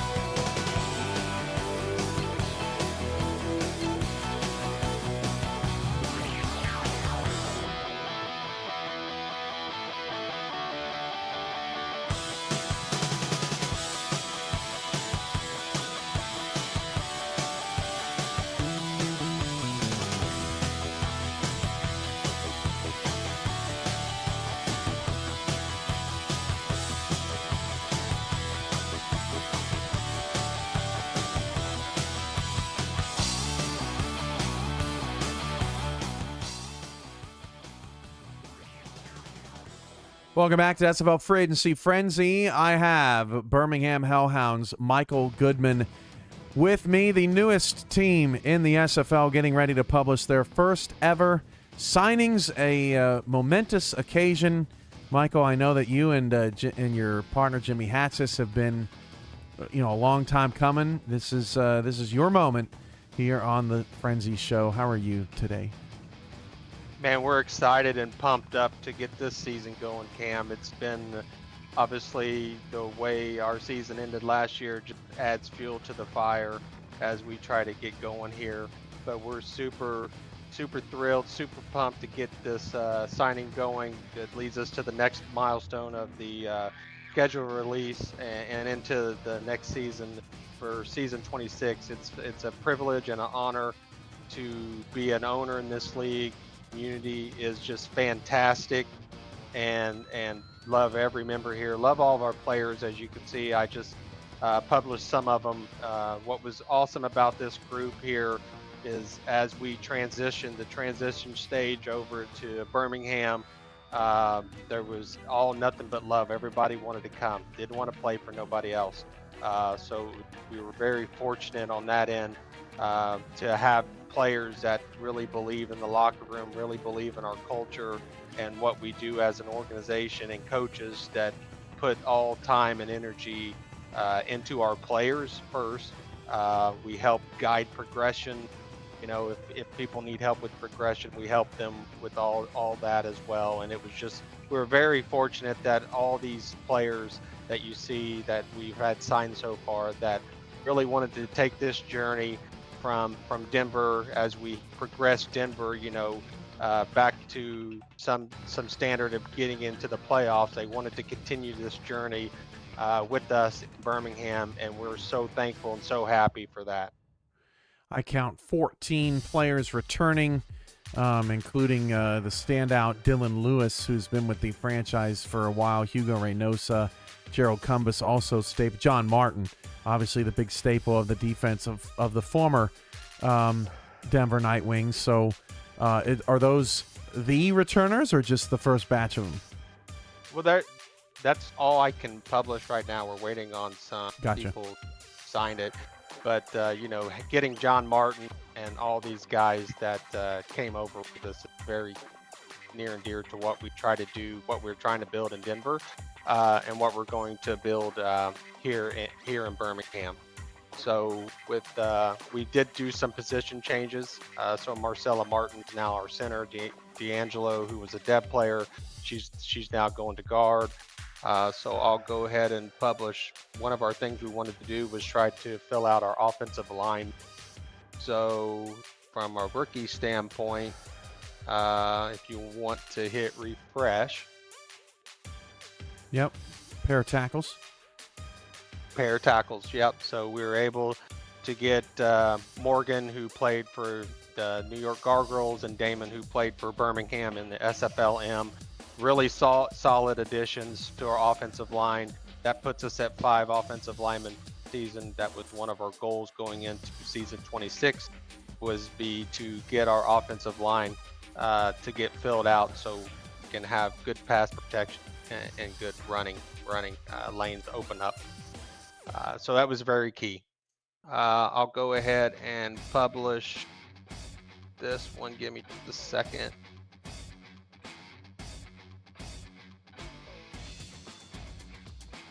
Okay, so from a rookie to you can go ahead and refresh. Says you mentioned Dylan Lewis and obviously myself as a player, but we also brought back Jay Viper, and then we also was able to get Ivan Lazardi from the SFL, who played for the New York Gargoyles. We've been courting this guy for 2 years. When I was actually in the SFL as a wide receiver, I would have conversations with Ivan about his player, because we was a wide receiver duo down minor, and it was really nice to still have that connection with him to help him build his player up to where it needs to be, and to be able to bring him to Birmingham. Let's see. I don't know if this would be a shock, but we'll try it anyway. Go ahead and hit refresh. Dominique Kane at running back. Dominique Kane is coming to Birmingham. So watched him in the minors as well. I was on his team my first year as a rookie for New York, and we're super stoked to have Dominique Kane, halfback, to be coming here to Birmingham to really help us set the foundation to what we're trying to do from a run game standpoint, which, by the way, we actually had the league's, rushing leader last year. So I'm super excited to have Dominic Kane, watching how he performed in the minors, just running over people. We want to see some of that in the SFL. Probably not as much as you would have seen in the SFLM, because obviously there's a lot of great defensive players in the SFL, but we're super, super excited to get Dominic Kane to come here to Burn. Michael, some teams, they have sort of that pathway to the minors. They've really spent a lot of time and attention and focus on them. Other teams, maybe not so much. I think it's nights like this that maybe the teams that haven't been paying as much attention are probably thinking, man, I really got to get on that. Right? Well, I think obviously the minors have changed over the last season too, from a progression standpoint. And if my opinion, if not spending time trying to get to know minors, you're putting yourself at a disadvantage. These players are so good coming out of the minors that they can be put right in right away and start in the pros. And that's where we focus of a lot of our time and attention, even when we joined, was the minors, creating those communications, creating those friendships, and offering help if they need help, as we were learning the whole progression system and how it worked. Where you kind of your max stats, your minimum stats, your minimum where you want to be in stats. So a lot of minor players actually came to us. We provided that service for free for, obviously, in Denver or in Birmingham for all the minors, because it's all about the players, right? So we want the players in the minors to be the best that they could possibly be. So when they go to pros, you see them contribute right away. And this should not be any surprise. So you can go ahead and fresh. Okay, Jordan Goodman takes over at quarterback. Yeah, we, after missing that one season, hearing Cameron Duty and DJ say G2G connection, we had to get it back. It was missing last year. We got to have some G2G connection going on out in the passing. So we're really excited to have Jordan obviously join the team as the quarterback, and that really puts us, we got weapons galore around him to be able to be explosive, and that's what we want to be. We want to be explosive offense. We want to pass to win, pass to score, run to win. And not saying we won't run the ball a lot, but we think with the wide receiver core that we have and what we've added, and then there's still some people that's not even on here, still waiting on them to sign everything up, is we should have a very dynamic offense from a pass game standpoint, and we'll be able to run the ball. So we've got weapons everywhere, and it's super, super excited to get to week one and let's go. I think with all this, with all the changes at the team level, I think what probably flew under the radar this season was just how many teams are going to have new quarterbacks this season, which adds obviously a whole nother level of intrigue. In fact, the team that Birmingham plays in week one will have a new quarterback. That's awesome. Yeah, I think what you see is teams shuffle around quarterbacks, and there was some really, really good quarterbacks in the minors that's coming up. That probably threw wrench into a lot of different things or in different people's plans as to where they want to go for their future. But in our case, it was a pretty easy decision. I mean, nothing but respect and love to Trellis Blanton, but it's family, right? So I think Blanton, he did a remarkable job for us over the last seasons. I don't know how many hours I spent talking to him on the phone, and it's just that connection. It's not really just messaging back and forth. Is we like to pick up the phone and talk to people if they want to talk, or be just available to the players if they want to go through something that they don't feel is working out for them. Then we like to have that open communication. Because at the end of the day, this league is all about players, right? So organizations, yeah, you can chalk up wins and losses, but you got to have the players, and you got to have the retention. And I think that's one thing that's been remarkable, is bringing basically most of Denver with us to Birmingham is a testament of the culture that we have in the locker room and the culture that these players have to continue the journey with Jim and I down here in Birmingham. What's next for the Hellhounds, Goodman? What's next for the Hellhounds? Week 1 win. That's what's next. Obviously, we'll be paying attention to the schedule release on Saturday. We're actually very excited to be in the South Division. I know that probably sounds crazy to a lot of people, but we like to breed off of competition, and that competition is very stiff, and that's how we feel we get better as coaches, playing the tough competition of teams that are constantly, in the playoffs, battling championships, and we look forward to that challenge, and we'll rise to the occasion. Any other signings here tonight? It's very possible that they could sign, and if they do, obviously I'll publish it. But that's all I have for right now. Okay, big shockers from free agency tonight? I think the Mike St. Green was kind of a shocker, staying in Texas, going to Fort Worth. That's going to add a little spicy, game between Houston when they play. He's a great player. Trust me, we've seen him, burn us nonstop in a lot of different games. So he's a great player. The quarterback, Michael Pajak, Carolina. Michael, another SFL M quarterback, came down and went through the system and is a really, really good quarterback. And I think that will help Carolina in so many ways, having him at quarterback.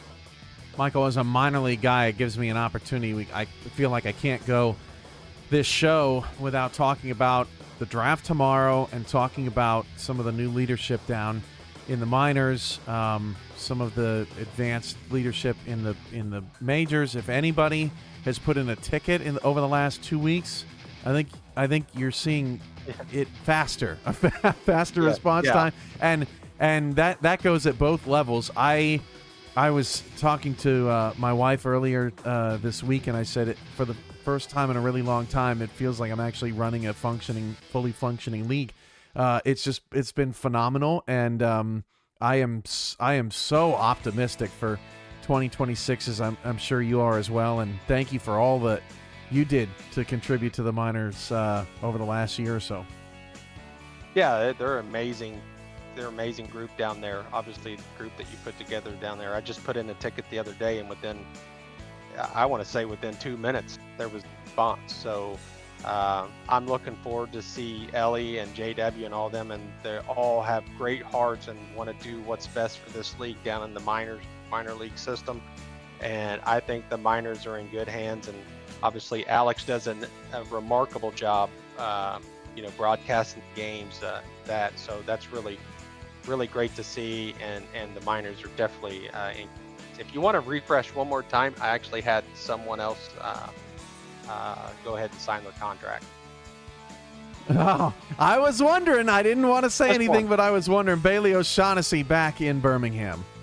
Yeah, and that's why I say, like, teaming him up with Kane gives us the ability to be able to run the ball if we see stuff on film, and then obviously with our wide receiver, gives us the opportunity to be able to pass the ball. And Bailey, has been is a great teammate. Number one, I can't say enough things about Bailey. Is we went to him as we were going, and I have to tell this story because this just tells you who Bailey is, real quick, and I'll make it snippy. Is as we were transitioning, he was the last player we talked to, right? Because we already knew we had Dominic Kane coming up. So I went to Bailey, said, Bailey, here's our option. Here's the reason why I came to you last, is because we respect everything about in Denver and everything you've done. So basically we said, it's kind of like season 24, where we had, Bailey and Dwayne Salmon is going to probably split carries, maybe, and won't be the featured back all the time. And want to just make sure, We would love to come to Birmingham, but obviously you have your player, right? And this is a decision you need to make. You want to come to Birmingham, we have nothing but would want you. You're the league's leading rusher. And within 2 minutes, he wrote back and said, let's go. I'm coming to Birmingham. So that just tells you the type of person that Bailey is, and he's a class act and one of the best in the league. Well, Michael, thanks for joining the show, and congrats on everything that's going on in Birmingham. Oh, man, season 26 cannot get here fast enough, and it is going to be fun across the league. New divisions, new rivalries, new matchups. Oh, man, it's going to be a blast. It's going to be a blast. Thanks for having me. I appreciate it. Thank you. All right, that was Michael Goodman. Man, that was fun. Chris Cross re-signs in Carolina. Minnesota has published a bunch of returners. BJ Loveless comes up at the bottom of the hour. And we got Johnny Reno, Colin Hart, Isaac Knox, Jay Ballmer, EJ Minson, Jay Taylor, Quag Mam, Ruthie Raven, Griffin King, and Axel Raven coming back to Minnesota. They're going to go over their free agent stuff here in a little while. For now, it is free agent tight end Ron Haynes that will join us next. Talk about where he might be going. This is the SFL Free Agency Frenzy. We'll be right back.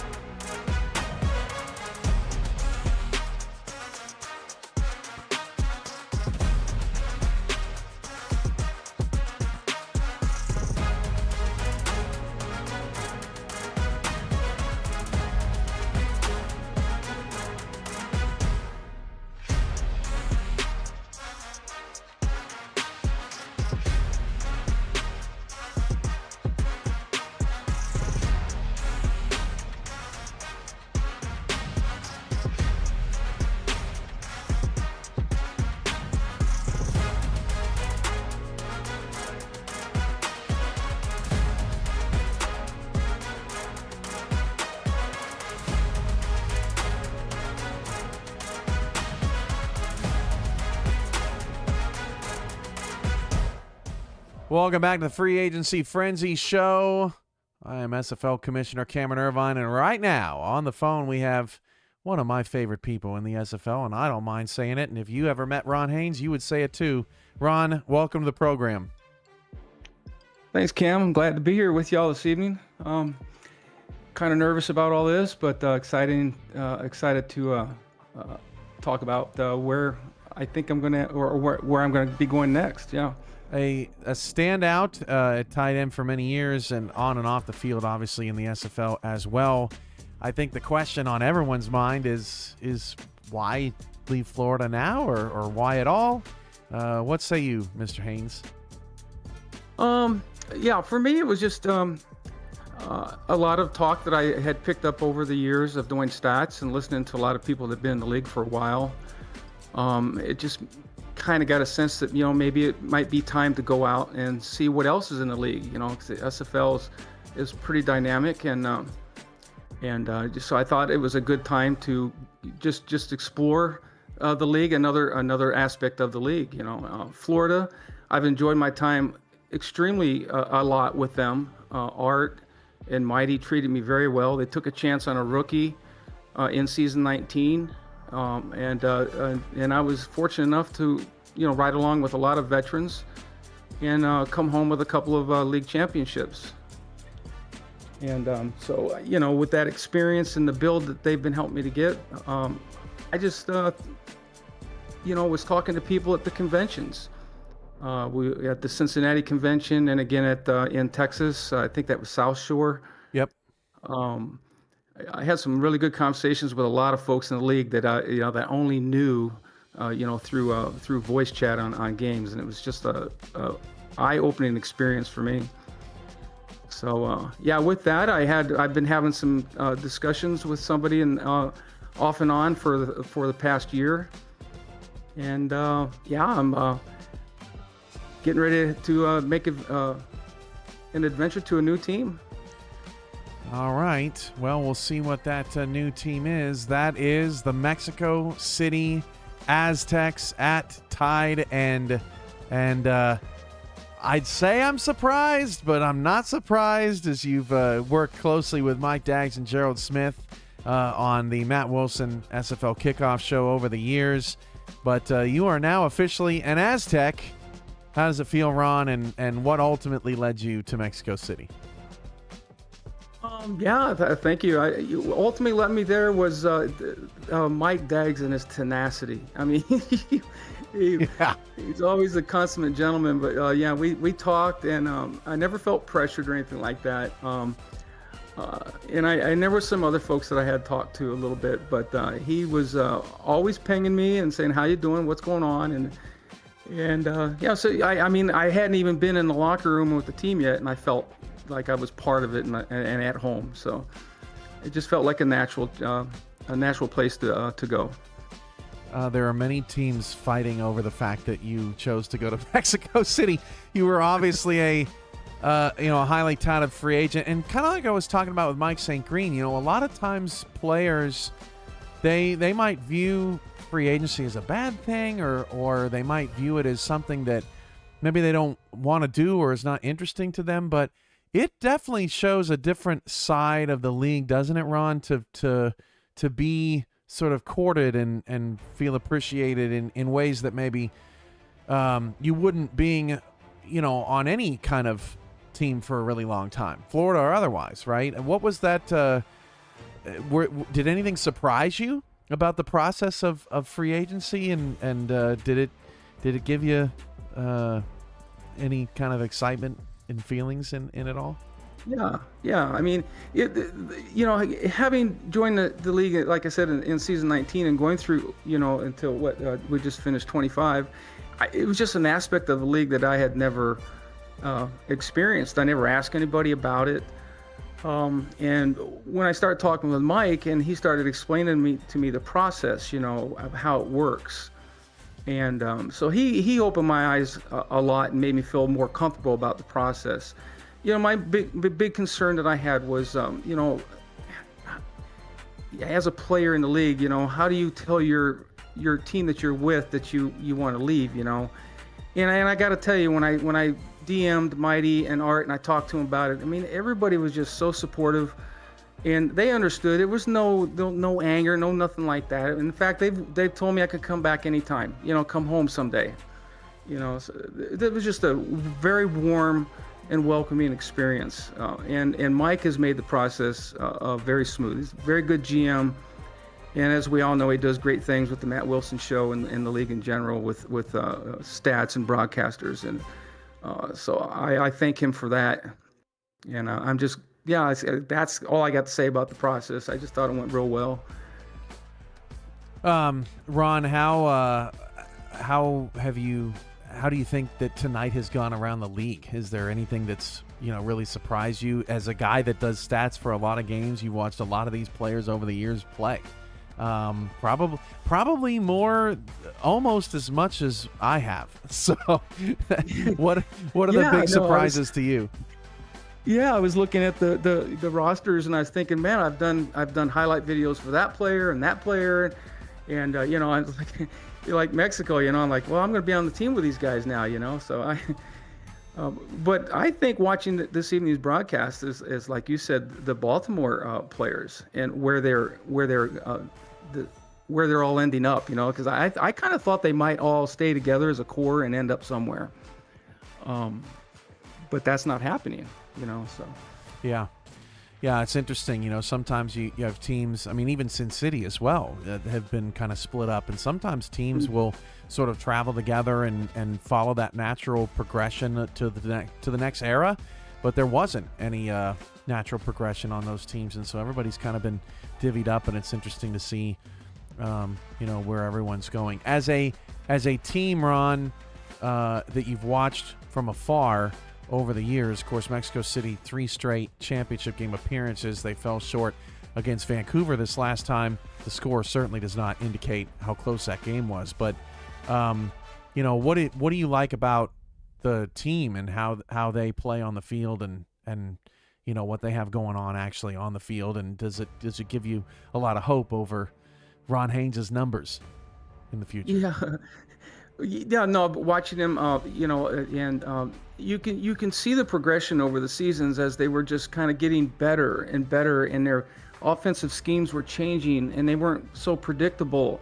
And you could tell they were doing their homework.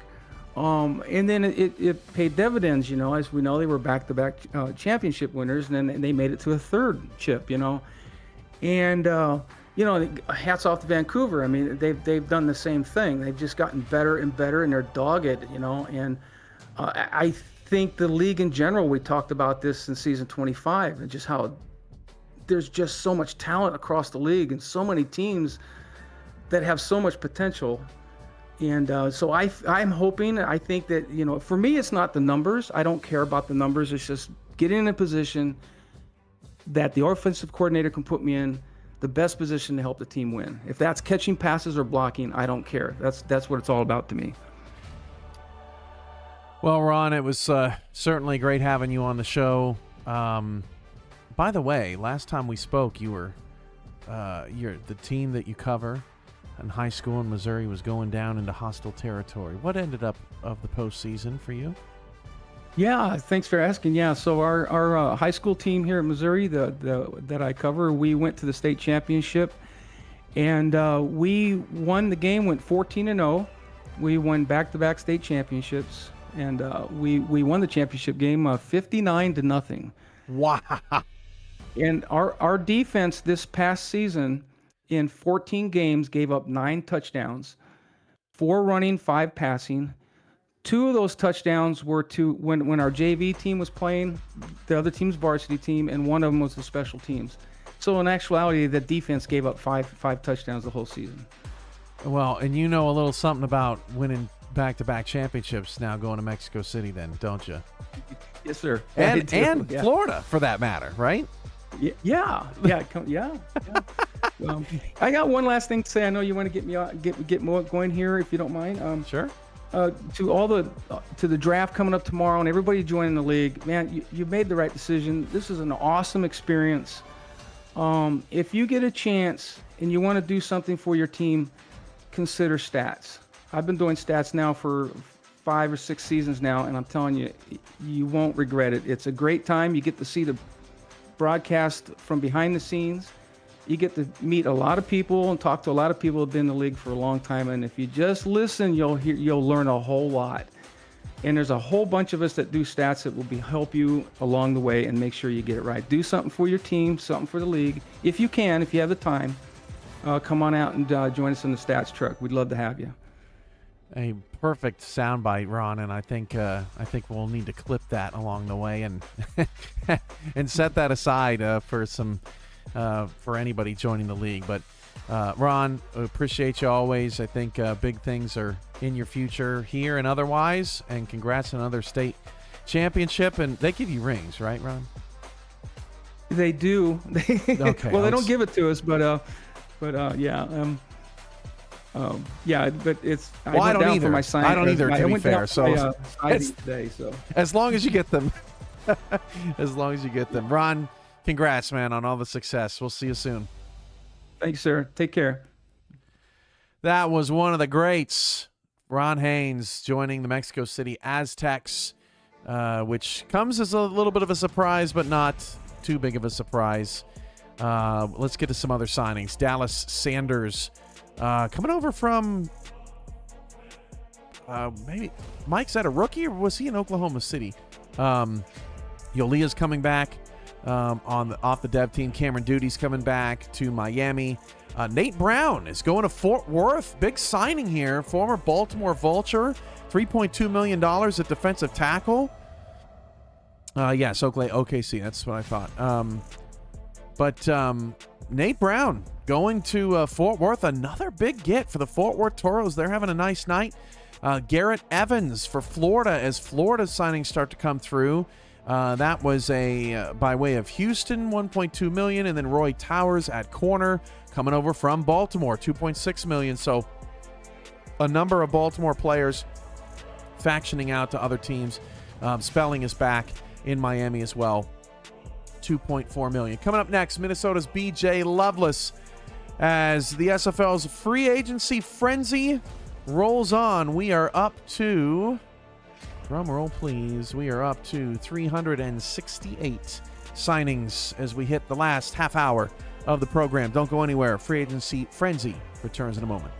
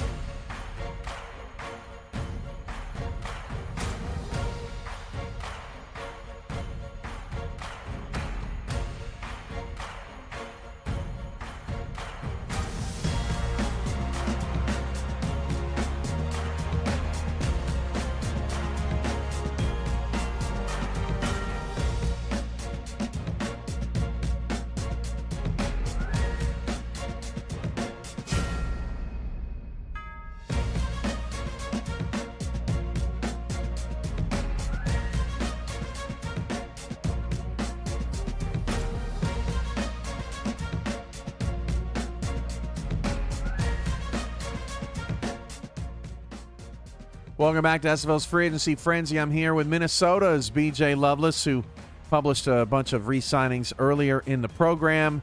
We continue on with signings here tonight as we approach the 400 mark on the show. BJ, how you doing tonight? Great, Cam. Just getting the stench of not making the playoffs off of us for the first time in franchise history, too. So it was a rough start. I mean, a rough season last year. Just trying to, retool and get back at it. It's kind of like the Chiefs. I was all season long last year. I'm like, yeah, Minnesota will get it together. It's gonna happen. It's coming. It was just one of those things where we was in those one-score games and we came out on the wrong end of them on the last drive of the game, like 4 or 5 times. Yeah, most teams that don't make the playoffs had a whole bunch of one-score games that just didn't go their way, and that's the way it shake. Yep, that's the difference. Hopefully the Bears take over that one-score game. All right, so we're Sunday. running out of time, BJ. So I do want to make a point. While we were in break, Thomas Paternity said in the chat about Nate Brown going to Fort Worth. Nate is the #1 locker room guy I would pick in the entire league. That is high praise coming from T-Pat. You got to remember how he was brandishing them rings, baby. He was showing that hardware off everywhere, every chance he got. That's right. I remember that for sure. Especially on the player intros for championships and all that good stuff. Yep. Yeah. So he's a great locker room guy for sure. So BJ, what's been going on in Minnesota this offseason, and what are the big moves? I know you've had some staff adjustments as well. I know you're excited about. I'm going to get that one out the way first, as we have a few returns to the Great White North. And there's one, when the publish button wants to work correctly today. Nope. It was working fine. I just published 37. Now it doesn't want to work.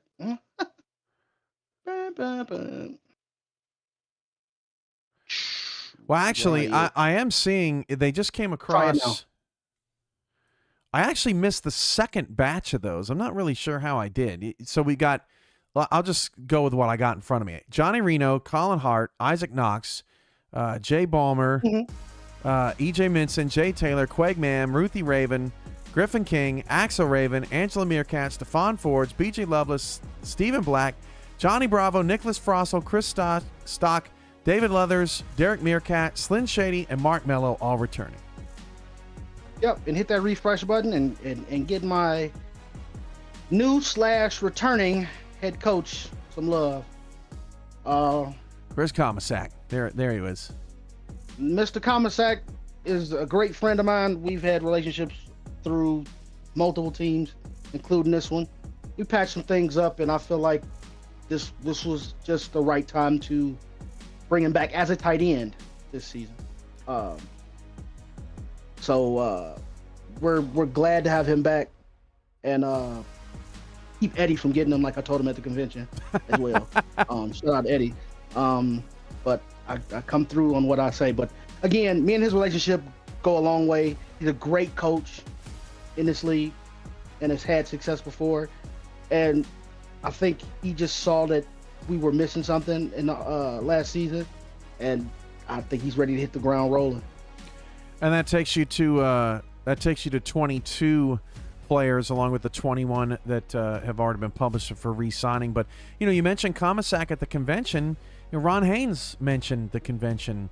Mickey Melillo mentioned the convention in terms of how decisions are made and how relationships are fostered. And it really is.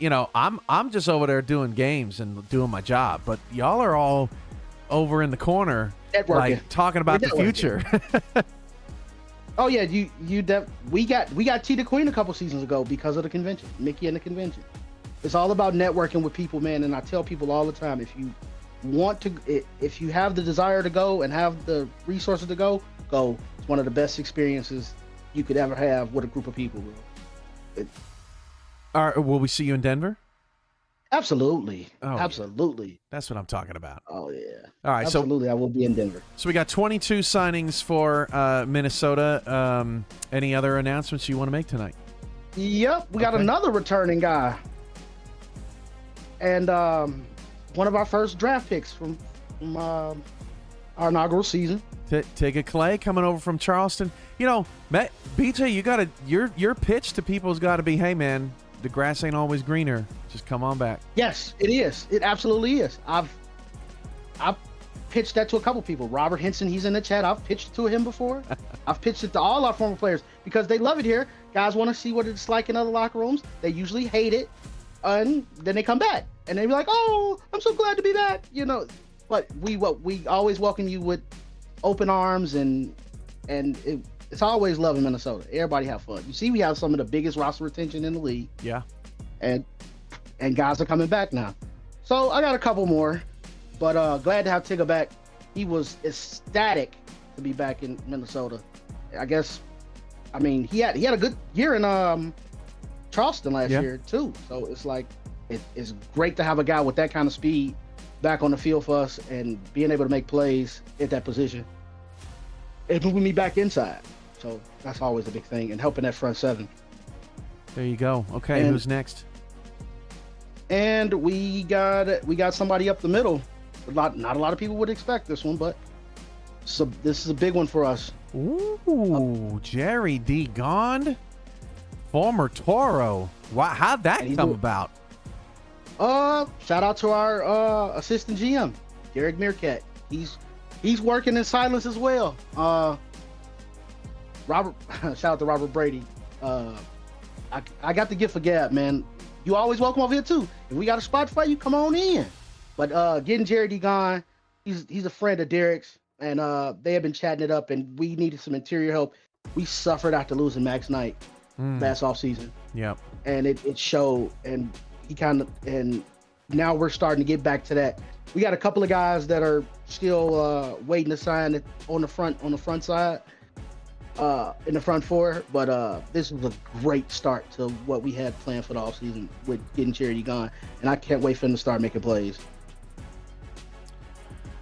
Yeah, that's a huge get. I agree with you. You know, that Max Knight was always just sort of that bull in the china shop for your defensive front that was just causing all sorts of problems, and there was a void there for sure. Yeah, it kind of stole our defensive identity to a degree because he was a run stopper, he was a pass rusher, he was everything. And now I think we're getting some of that back on defense. All right, what's next, BJ? Our last, I believe that's the last published. No, we have one more published signing to make, and I feel like it's one of the more slept on. Well, obviously because it's a rookie signing, but this kid is ready to be here. He's a Minnesota native. You know, we love our Minnesota natives up in Minnesota, and me and him have been chopping it up for the last couple of months. Well, I won't publish again. Let's see if I can do it. There it goes. So, Josh Gint at kicker, replacing Mickey Melillo. This was a hard one for us to swallow with Mickey, you know, soiling his royal oats in SFL and trying to find a new home and, you know, see if the grass is greener and enjoy other people at SFL. And that's understandable. Mickey, we always got love for Mickey, and Mickey's got the Sasquatch costume, and Mickey's just a wonderful human being, but we had to go and get a kicker. Kickers matter. Hashtag. Josh is a really good kid, Minnesota native, from Chicago as well. So he's a great addition to the team, and you know Minnesotans like Minnesota, so I think he may be here for a long time. Can't wait to see him on the field. I know about all that with my new brother being from Minnesota. So, the Minnesota, the flat cap guy. Was that an impression? That was interesting. I've wet my whistle up in Minnesota a few times, but nothing about absorbing accents and stuff like that. I had a good time. Gotcha. It's always good. Well, hey man, Minnesota's well on their way. Before I let you go, any big stunners tonight for you? What stole the show? Ooh, let's see. Bossier City with the Wigmore signing, and that was a big one. That was kind of unexpected for me. I mean, I'm not against the teams getting away from Johnny and Johnny kind of going off into the sunset, unfortunately. But getting Wigmore in there shows that Bossier City's really serious. Is that what you're hearing? That he's off into the sunset? I mean, he's running out of spots. True. Very true. He's running out of spots. These quarterback positions got swooped up fast. Yeah. Fast. So it's like unless Florida's calling or something, but I think they just signed a guy. So I mean, it could be off into the sunset for Pickler. Well, we got some Los Angeles stuff coming in. We'll see if Pickler lands during the show or at some point. You know how Pickler is with the drama. He'll probably he'll probably do it in a week or so. But BJ, congrats on bringing back Comisac and everything you guys got going on in Minnesota. First class always, and we'll see you for season 26. Yep, and spay the cat. Get that Detroit crap out of here. Spay the cat. Spay the cat. Wave the flag. Hey, spay the cat. You best believe that's on the schedule. In a big spot. In a big spot. Oh, and I'm still sore about that week 1 loss to Chicago. I'm still sore about that one. Well, I can't wait to play those guys. Obviously, that's on the schedule too. And another division, dude. The East Division, man, it's full of rivalries. It's cutthroat, bro. It's gonna be cutthroat. All right, BJ, take care. All right, thanks, brother. We've got a few Los Angeles Lycans signings coming across. Matthew Alvarado at inside linebacker signs with Los Angeles, I believe by way of Minnesota. Darrell Bullock from D.C.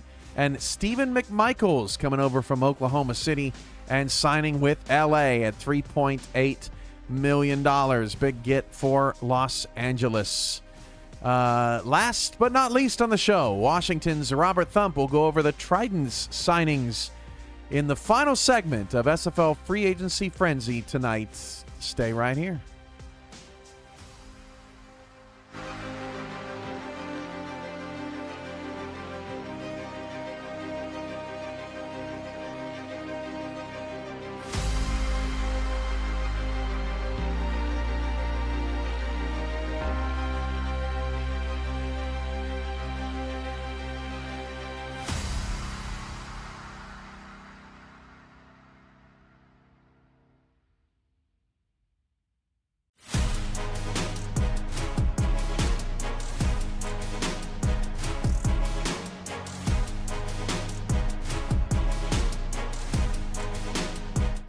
Welcome back to Free Agency Frenzy. Our final segment of the night is Washington's Robert Thump, talking about everything Washington Trident. Good evening, Robert. How are you?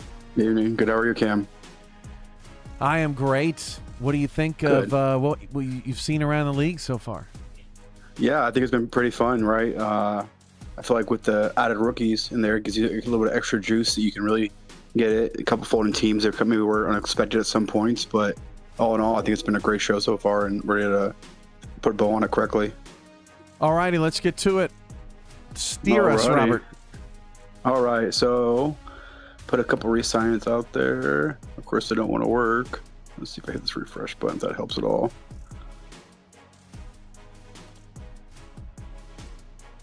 We're testing its limits. All right, we got first couple, Utah and Dean. There we go. Okay, cool. All right, we'll bring back one more. Keep a couple of re-signing guys. Trying to make sure I hit the right buttons in the right spot. Yep, all good. All right, so we're bringing back our whole offense pretty much. We lost a couple guys due to retirement. We appreciate them for the time. You know, Terrell Cooper, Johan Sutherland, great guys for us, long-time guys. They were there through all the Motor City days and really helped us turn what was a struggling franchise for a long time around and give us this new identity that we've become so good, thankfully. So we're bringing Salmon's back. We're bringing back everybody that we can, and super excited for that. Next, we'll hit up off the defense. And some guys on the line as well. Got your O-line back. That matters. Correct. Yo, that's huge. Yeah. I mean, we've been solid across, with the run game, thanks to them. The very underrated position group and does not get enough love, especially with incentives and everything else. So we're hoping to keep bringing them up and keep building what we already have, this core group of guys that have just been fantastic for us. So we go ahead. Tina Begin, start your defensive signings. Oh yeah, Tina Begin. I mean, she's a monster, right? I mean, she's been in the league since, I don't even know what, season 19, season 18, somewhere in that ballpark. She's been around for a while, and she's been fantastic everywhere she's gone, whether it's been ACA, Arizona. She was drafted by Houston, I believe, originally. And she's been great for us. Her, Doug Howard, Panini, King McNeely. I mean, couldn't ask for a better group of D on the front line, and it's been great. It's been great. So then we brought back Nathaniel Diggs, the owner, and Nicholas Warner, the inside linebacker, who was probably, already had a championship caliber player when he was with Denver back as a strong safety. Brought him down to the inside linebacker. He keeps building, keeps getting great. Brought back Ryan Cook again. Brought back John DeSantis, who is a stud over in D.C. for a long time as a free safety, playing that corner role. We brought back Kappa Jones last year. Continue to bring back, Coach Albert again. Bring back Drew Riley's player, Ultra Rugen, and then James Troll swapped their positions and got them better for it. So super excited to have those guys and see where it goes. That's 24 returning players, Robert. If that's not the highest in the league, one of the highest, I know that means a lot to you. Yeah, it does. Personally, I love that we are able to take, at the time was perceived as a team that nobody really wanted in Motor City. Nobody wanted to go there as coach. The guys there, they knew what they had. It was special. And I was able to help go in and bring all those guys forward and really just take them and elevate them and let them shine and be great in this league. And that means a lot to me personally. So I'm excited for that. All right. Any newcomers? Oh, there's a bunch of newcomers. I hope we got a little bit of extra time. All right, let's start this off. He's a newcomer. as a player, but not as a front office member. And that is, I don't know if is it published for you? Let's see. Publish. Of course, it's giving me difficulties. Maybe it went that. Did it go that time, Cam? Say again? Did it go? Yes. Jimi Hendrix. Okay. Jimi Hendrix, yeah. Yeah, so Tanner Hendricks originally brought him back as a free safety. And we're super excited to have our GM as a player now. And really just build us up and keep building in the right direction. And solidify that secondary where we had lost somebody early on last year. Yeah, so he'll pair with Kappa Jones at free safety. Yeah, him and Albert Begin and Kappa are going to be a great combination that I can't wait to watch just terrorize offenses and quarterbacks all together in this league. We did lose a couple more of our secondary guys. We lost Quimby to free agency, was our only draft pick at the time, and then we lost Mark Kaufman, a longtime league member. Just kind of stepped away for a little while, so we were able to bring in 2 more guys there.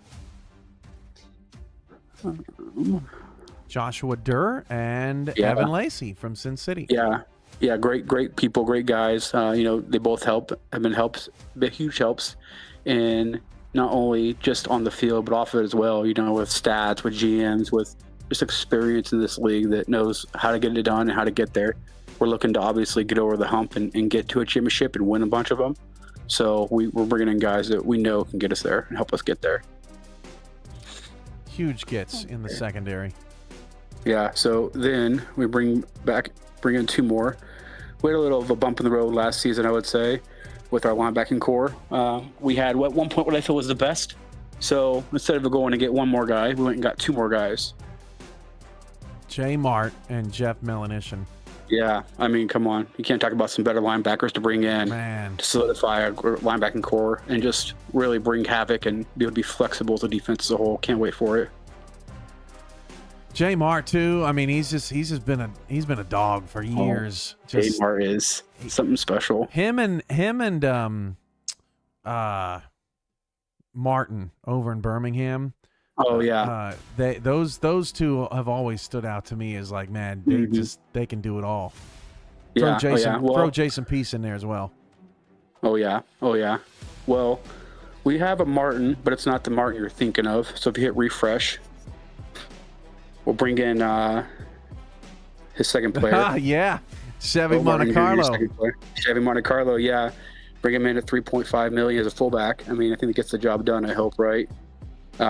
We wanted to solidify our run game with that great offensive line, like you mentioned earlier, with Dwayne Simmons coming in at $4.8 million. What's a better way to do it than bring in a fullback? But as you know, Cam, we don't ever do one things in singles, really, right? We do them in doubles. So then if you hit refresh for the last time, see our last 2 signings. King's also back, and then you've got Briggs Braddock from the Miners, and then Victor Rojas at wide receiver. Yeah, so Briggs Braddock is my player down from the SFL. We were able to bring in, and we're going to have 2 fullback system, 2 halfback system, and then bring in a new young wide receiver to really pop the top off on defenses and make people really think about if they want to stack the box, and if they do, they're going to pay. So we're excited for it. That's amazing. It might be the deepest roster that we have seen so far here tonight. But man, holy moly! People. You got the number for us, Robert? 34. 34 people. 34. Yeah. So we had the little bit of a cap bump, right? Do some things, but the fact we were able to still bring in 34 people, I mean, I can't be happier with what we do as a front office and meeting that number, still coming in where we need to come in at, and then excelling in ways. How do we get better, right? We went from 10-2 to 8-4 last year to turn around and now bring this roster on. I'm thrilled. I can't wait for the season to start. OKC Renegades rookies are free. That's why. Yep. It's only season 26. But no, a terrific job, Robert, and congrats on all the success in Washington, and good luck in season 26. But before I let you go, I mean, how do you feel about how the division has stacked up tonight. I know we're going to have a lot of Arizona stuff. We haven't seen Arizona, but Anchorage put together a complete roster right off the jump. I'm excited for that. Yeah, and there's some other headliners. What do you think? Man, I can't wait to win it again. We had a down year. We're going to turn around and go get it back. I'm super excited for that. I don't know who's going to finish behind us, but it's not going to be us, so I'm excited for it. Can't wait for it. Do you think that those type of statements contribute at all to anyone's disdain for you in any way? I think I'm a delightful guy, Cam. I don't know what you're talking about. I love myself.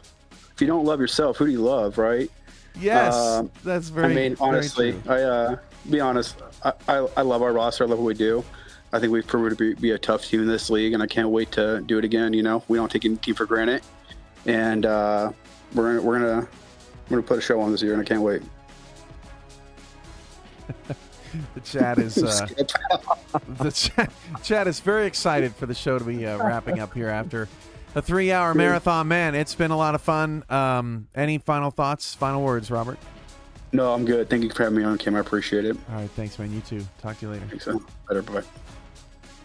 408 signings across the wire, including 33 from Washington, as the Washington Trident and the rest of the SFL get ready for season 26. Now, the schedule release is slated for Saturday. However, as all the team owners have been told, I can't release the schedule if I don't have everyone's team videos. So, team owners, hold your peers accountable as we reach to the finish line and we try to get everything going.